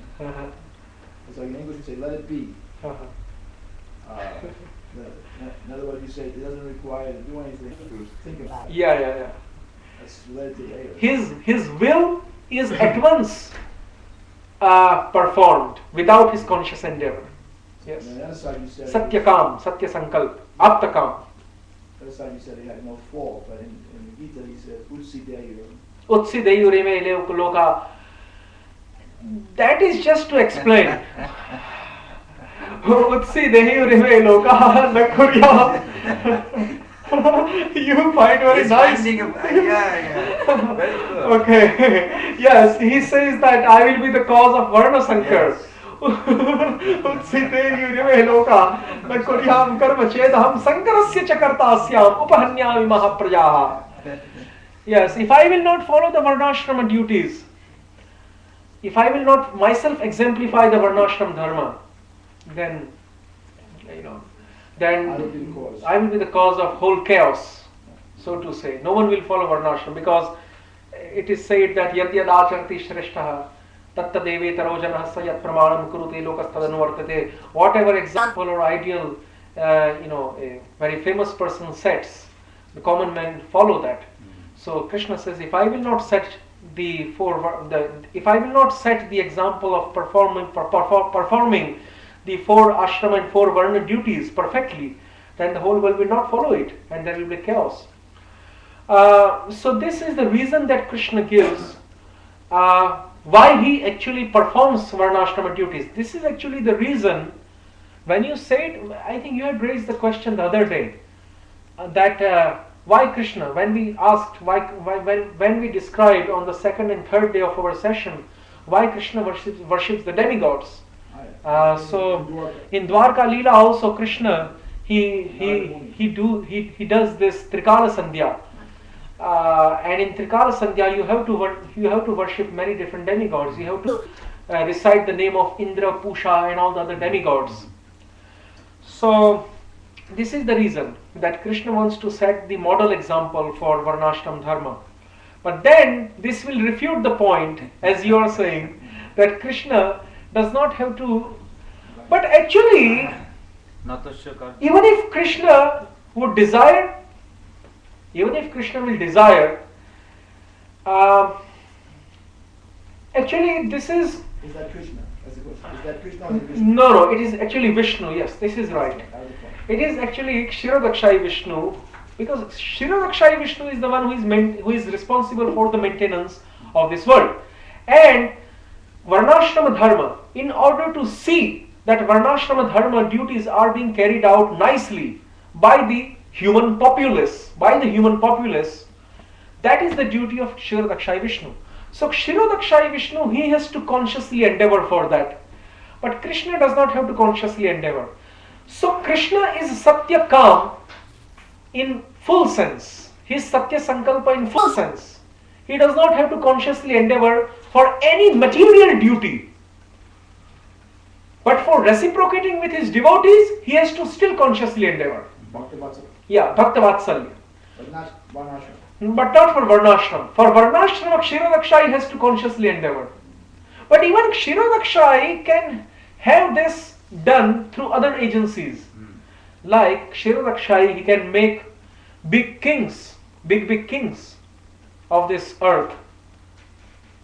He can inspire them to set an example of performing Varnashram Dharma ideally, like Harishchandra, Mandhata, Nabhag, Rantidev, Shibi, and all these ideal kings of Sun dynasty and Moon dynasty, Suryavansh and Chandravansh, Amrish. Kshirodakshai Vishnu can inspire them also to, and whatever the kings will do, the citizens will do. So even Kshirodakshai Vishnu does not have to consciously endeavor, but anyways, that's, But then in Chaitanya Charitamrita, yes. it defies very clearly the Vasudev conception, Sankarshan conception, Anand conception, yes. and then Krishna conception. Yes. And then in that it says, Ichha Shakti Pradhan Krishna, Ichha Sarvakarta. Yeah. Because he is willing that Ichha Shakti even Balaram or Vasudeva and Sankrama, everybody's Ichha Shakti depend on his Ichha Shakti. Oh, That yes. is what makes him Swayam Bhagavan. Oh yes, that's right. That's right. That is also one reason. That he is, Ichha Shakti, not the Ichha. The individual desire of the other forms of Godhead. The individual desires that the other forms of Godhood, they expose, they display. Krishna is not directly connected with those desires. But Krishna is the one who makes Rama, Nrsimha, Varaha, Matsya, Kurma and all the other forms able to desire. He creates the potential of desire in other forms of Godhead. Just like if Krishna is not present as super soul along with the living entity, then just by the mere presence of the living entity, the gross body cannot become active and start functioning. Gross body cannot become active and start functioning by the mere presence of living entity only. Super soul has to be present along with living entity in a particular gross body to make gross body start functioning. In the same way, Shri Krishna, he is the ultimate cause for the individual desires of other Vishnu Tattva expansions. Krishna gives other Vishnu Tattva expansions this potential to desire multifariously. Yes, that is why ultimately Krishna is the cause of everything. That is how it is possible. Yes. Vishwanath Chakravarti Thakur commentary on that first verse of Bhagavatam. Srila Prabhupada alludes in purport, he's given like Janma Yata or Janma Adirasa. So you read this commentary? Vishwanath Srila Chakravarti. Prabhupada just alludes to it, he mentions it. And I've heard I might have read, but I cannot recall it at the present moment. So it will be better if you will tell me the gist of that. Oh, that this Janma Yata refers to Janma Adirasa, that the whole creation coming from originally Adiras, meaning Sringaras between Radha and Krishna. That this is the reason. Then in the yes. Katha that I heard, he generated this right here. What is it? Even the cause and effect. Yes. Even the cause and effect. Right. Origin is this. Is this because if this didn't exist, if Krishna did not have this desire, what is it? Radha Krishna Senas Jai Eki Swarup, Dilora Saraswati Dare Duiru. If Krishna didn't have this desire to experience tasting himself, then there would be no cause for any of this stuff to exist. Yes. There would be no purpose for any of it to happen. Yes. That's right. So That's right. Prabhupada did say in the purport He of that mentioned, verse, but he didn't the elaborate. Raghupati Upadhyay, Yes. that Vaya Vaishram Ekam Dhayam Adya Eva Pararasa, Adya the Eva supreme Pararasa. rasa. And in the purport Prabhupada writes, even the mundane cause and effect, everything origin is there. Yeah. Wow. That is why the 15th chapter of Bhagavad Gita, Urdhva Moolam Adha Shakham Ashwatham Prahuravayam Chandansi Asya Pranani Astam Vedam. This material is just a reflection of the. So whatever is there is present in the reflection. That is our Vaishnava Siddhanta. But then we have to be very careful while interpreting that material world is a reflection. Otherwise, we will fall into Pratibimbavad of Shankaracharya. And that Pratibimbavad of Shankaracharya, the theory of reflection. Shankaracharya also says that this material world is reflection of the Brahman. But then this theory of reflection has been refuted by Jiva Goswami in Tattva Sandarbha. So, you mean the Brahm, Jiva Brahm, No. Pratibimba Brahm, Sapna Brahm, these three Brahm. Shankaracharya says that when absolute truth reflects onto Maya, it becomes transformed into either living entities or into the material world. The reflection of absolute truth into Maya is material world, manifest material world and the living entities. But anyways, that is a whole different way how Shankaracharya is establishing that theory. But this Vaishnava Siddhanta is still true because Bhagavad Gita substantiates it and says that whatever is present in the original dimension is present as reflection in the material world. But then we have to be very, very careful how we make it different from the Pratibimbavad of Shankaracharya. Because Pratibimbavad of Shankaracharya, the theory of reflection of Shankaracharya, which has been refuted by Ramanuj, Madhva and Jim Goswami. But that is again very different thing. But we have to still be careful how we interpret this. Because the Vivartabad comes from Ekameva Ditiyam. Yes. So let him. Yeah. Actually, on the first day, Yeah. you talked about the 3 types of exclusivity, right? Yes. Sadhya, sadhana, and ichcha. Yes. So, what is the distinction between sadhya and ichcha? Like, how would have someone Ichcha is the impetus. Prema bhakti is the goal. But the desire for attaining prema bhakti, that is the impetus for a devotee to engage into sadhana bhakti. So impetus is what we mean by ichcha. The impetus to engage in devotional service at all. The impetus. But if they had, like, what would be an example of someone they have prema bhakti as the sadhya, but they have some different ichcha? Like, they accept that as the goal, but then in the actual activity... No. That is... Nitya Siddhasya Bhavasya Pragatam Didi Sadhana, that has to be the base point for the sadhana bhakti. Yes. Even the ichcha has to depend on that, to revive that Nitya Siddha Bhav which is already in the heart. Yes. And if it is not, then it cannot be sadhana bhakti. Yes, that's right. But so actually while commenting on Anya Abhilashita Shunyam, our acharyas have said that to have desire to attain prema bhakti as the result of sadhana bhakti is the desire which makes one engaged into sadhana bhakti. I mean, why we go to the... This is very easy to explain actually in one way. What is the purpose of buying gold? What is the what is the purpose of becoming rich within this material world? The purpose of becoming rich within this material world is to enjoy. So, what is the immediate goal for a pauper, for a poor man to become the rich? What is the immediate desire? Which desire is the immediate desire that makes him work hard and fast throughout day and night to collect pound, shilling and pence? Pound, shilling and pence. This is chiefly British usage. This is chiefly British usage. Pound, shilling and pence. So, what makes a pauper, a poor man, work so hard day and night for collecting pound, shilling and pence? The idea of becoming rich.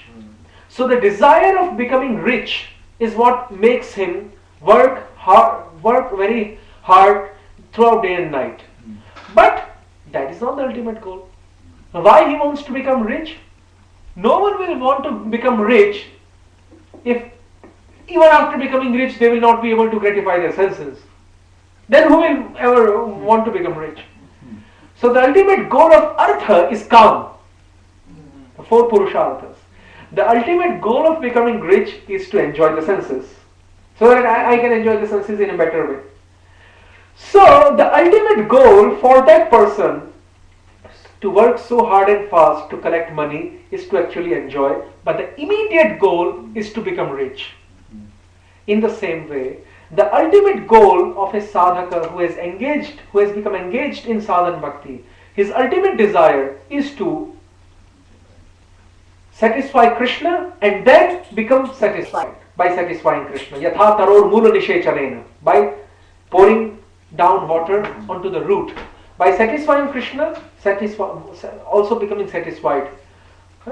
But the immediate goal is to attain prema bhakti or bhava bhakti. Even before that, bhava bhakti. That is why on the very first day of my lecture in Alachua temple, when I did not know you, and you had alarmed me by standing up and saying, what is your immediate goal and ultimate goal? So So I had described. No. Sorry. That was very nice actually. So actually that point had to be made clear. So I had made clear that day that the immediate goal is to progress in sadhana bhakti, bhava bhakti, and the ultimate goal is to attain prema bhakti. And even ultimate goal for prema bhakti is to satisfy Krishna and then becoming satisfied. But then you say then becoming satisfied, but the acharyas have made it so Krishna directed. They have made devotional service so Krishna directed that you don't even get that feeling of yathataror mula nishechanena, that after satisfying Krishna I will become satisfied. Because the acharyas, when they have commented on anyabhirashita shunyam, they have made it, the prema bhakti so reserved that they say that even premananda or the symptoms of ecstasy which come by experiencing the pleasure of prema bhakti, if those symptoms of ecstasy, they obstruct serving Krishna, then devotee even rejects that. Like Daruka's example is given in Bhakti Rasamrita Sindhu. So the ultimate aim is not to even satisfy one's own self after serving Krishna. Yatha taror mula nishechanena, yes, that is there. But the ultimate aim is only to make Krishna satisfied. That is why, what is the difference between Samartharati and the Sadharani Rati of Kubja, Samartharati of the Gopis and the Samanjasa of the Dwarka? The Sadharani Rati of Kubja has 75% desire of satisfying oneself, 25% desire of satisfying Krishna. Dwarka queens have 99% desire of satisfying Krishna, and only 1% desire of satisfying themselves. 1% or even less. But that satisfaction also, they want first satisfying Krishna, after then they want that they should also become satisfied by the union or by the intercourse with Krishna. But the cowherd themselves, especially the manjaris, the one who are having bhavallas ratis, who are having samartharati in full-fledged form, the manjaris, they never want to unite with Krishna. Even when Radharani says, "Oh maid servant of mine, today Krishna wants to see you in seclusion," Manjari goes, and even being ordered by Radharani, and even if Krishna pulls the hand of Manjari, she says, no, I cannot do this. Even though she knows that Radharani has ordered me to do so, and Krishna also will become satisfied, but she remains faithful and loyal to the Yutheshwari, to the Nayika of Braj, and that is Madhu Snehvati Shri Radha. And the maidens in the group of Chandravali's group also has Manjaris. They also remain faithful to Chandravali likewise. So yes, that the Samartharati is fully expressed that they don't want to enjoy at all. They rather want to make their Nayikas, their Yutheshwaris, enjoy or directly unite with Krishna, who is the Nayak, who is the Dhir Lalit Nayak of Vraja. So yes, ultimately, even Yatha Taror Mula Nishechanena, even that is there, that reality still exists. Even though the devotee does not desire that I should become satisfied, still he will become satisfied. And Vishwanath Chakravarti explains, now the question arises that if the desire for enjoyment is not there, how will a person will be able to enjoy? It is said that by directly uniting with Krishna, in Chaitanya Charitamrita Adi Leela 4th chapter, Krishnadas Kaviraj mentions while explaining Shri Radhayaha Pranaya Mahima, this shloka he mentions that by directly, actually the enjoyment that Shri Krishna feels by being united with Srimati Radhika is not so much. The enjoyment Srimati Radhika feels by uniting with Krishna is million times more. But the enjoyment the Manjaris, they feel by looking at this scenario from a distance is even million times more than the enjoyment of Srimati Radhika. Now Bhakti Vinod Thakur has rose an argument in his commentary to Shikshashtakam, very first shloka of Shikshashtakam, Cheto Darpan.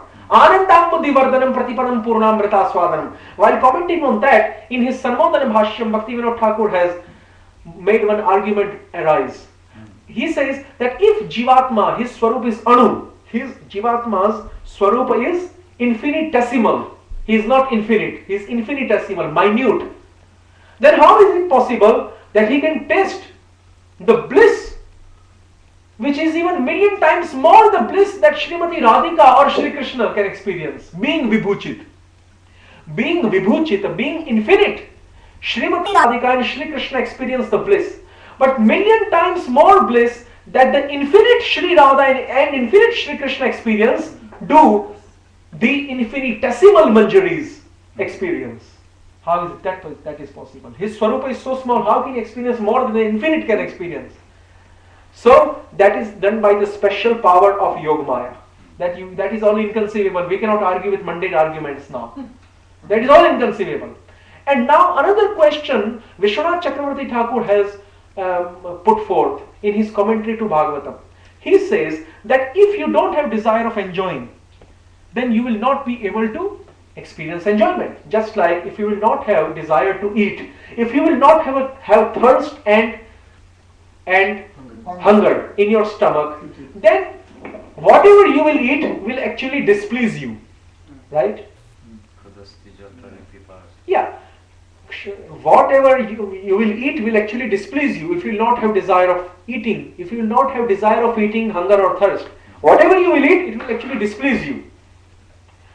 So Vishwanath Chakravarti has made a quick argument that if the gopis, especially the Manjaris, are Samartharati and they have no personal desire of enjoying with Krishna, and even that bliss or that pleasure that they get by serving Krishna in the form of horripilation, in the form of their bodies becoming stambha, one of the Ashtasattvic vikaras. Daruka experienced this. Daruka, the charioteer of Krishna in Dwarka, an eternal associate, Premi Bhakta, when he was fanning Krishna, his hand became stunned. That is known as Stambha Ashtasattvic Bhav, one of the 8 ecstasies of Bhav Bhakti or Prema Bhakti. So, as soon as his hand became stunned, and these eight symptoms of Ashtasattvic Bhava, they actually try to show how much ecstasy the devotee is feeling. If devotee will be feeling paramount ecstasy, paramount bliss by serving Krishna, then he will straightly go in murcha,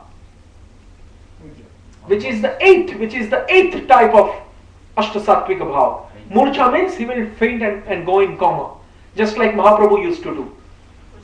But if the ecstasy which is felt by serving Shri Krishna on the level of Prema Bhakti is not so much, then the preceding symptoms like horripilation, romancha, ashru kampa, vaivaranya, like change of the body color, horripilation, faltering of the voice, tears coming down, these symptoms appear when ecstasy is not felt so much.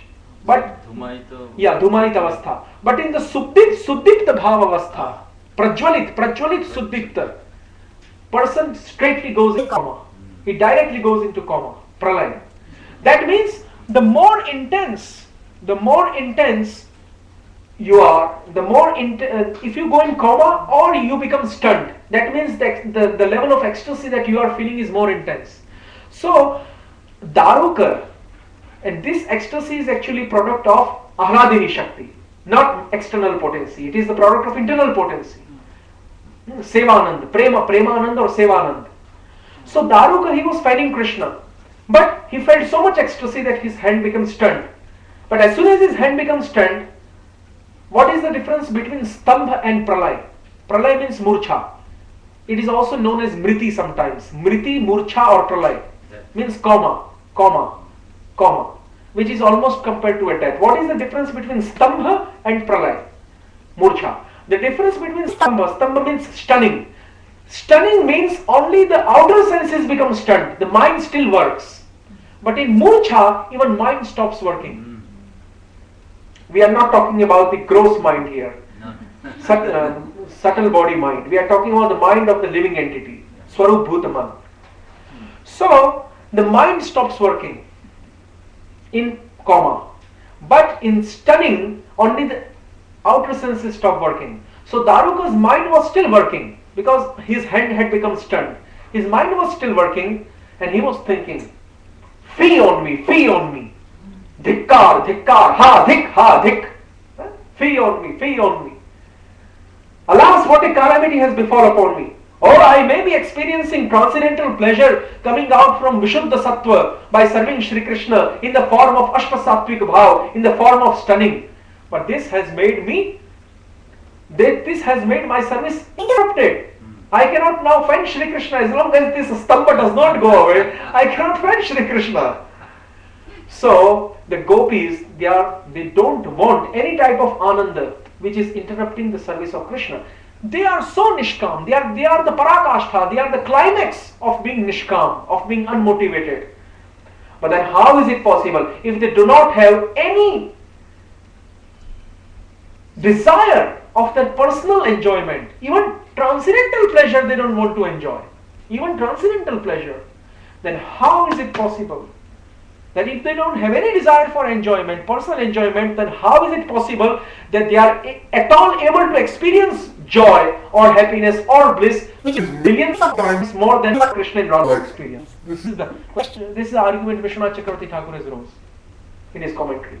If you don't have hunger and desire to eat, whatever you will eat will displease you. If you will not have desire to enjoy transcendental bliss coming out from Krishna's service and Krishna prem, then how is it possible for Manjaris to experience that pleasure?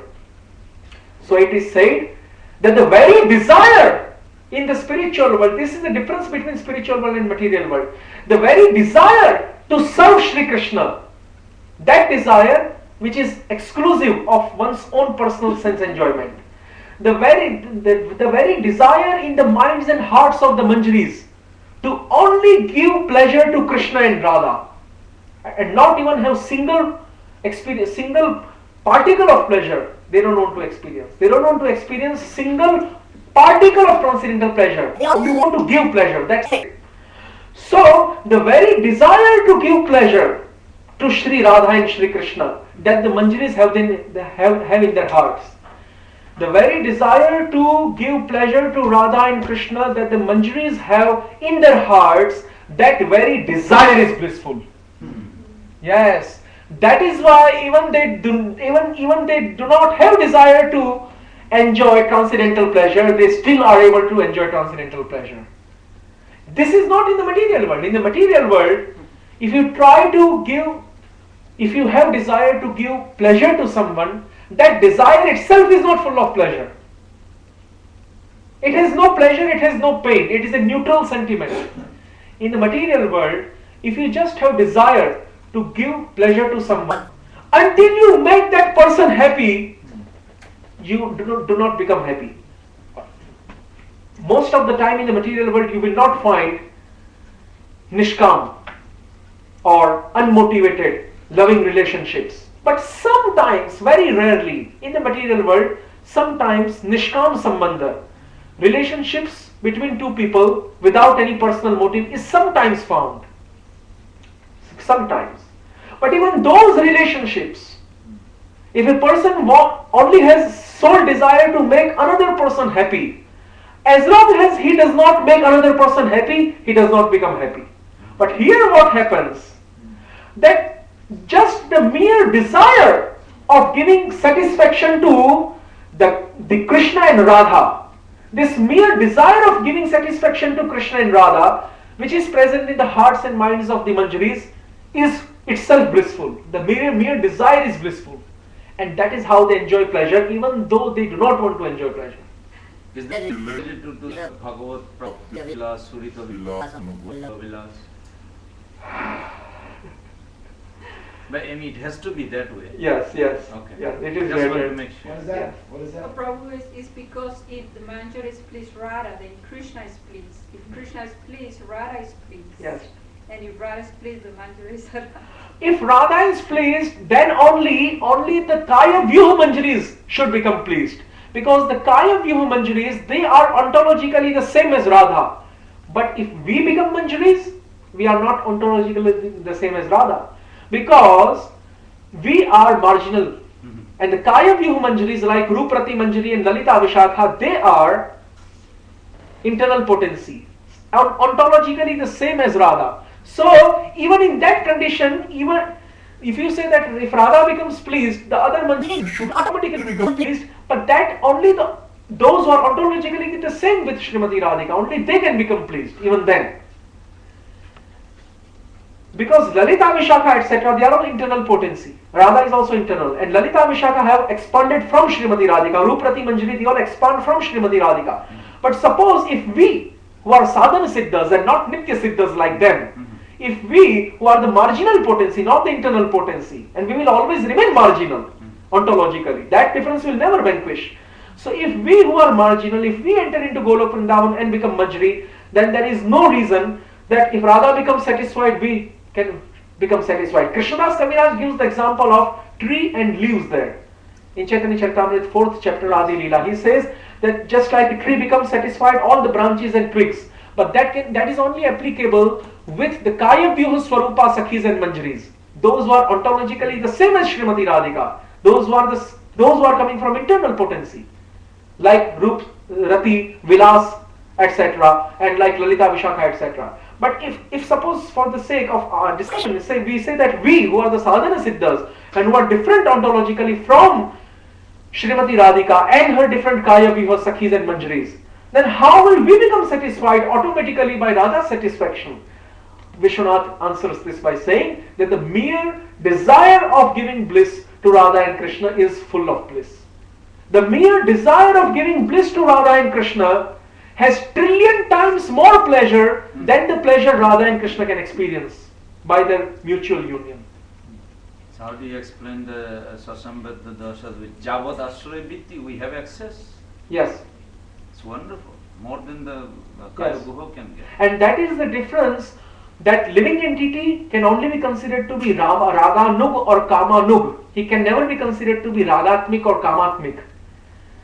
The internal associates, the eternal associates of Krishna, who come from internal potency, they are Raga personified. But we are not Raga personified. We are marginal potency. We become endowed with Raga. We become endowed with Raga.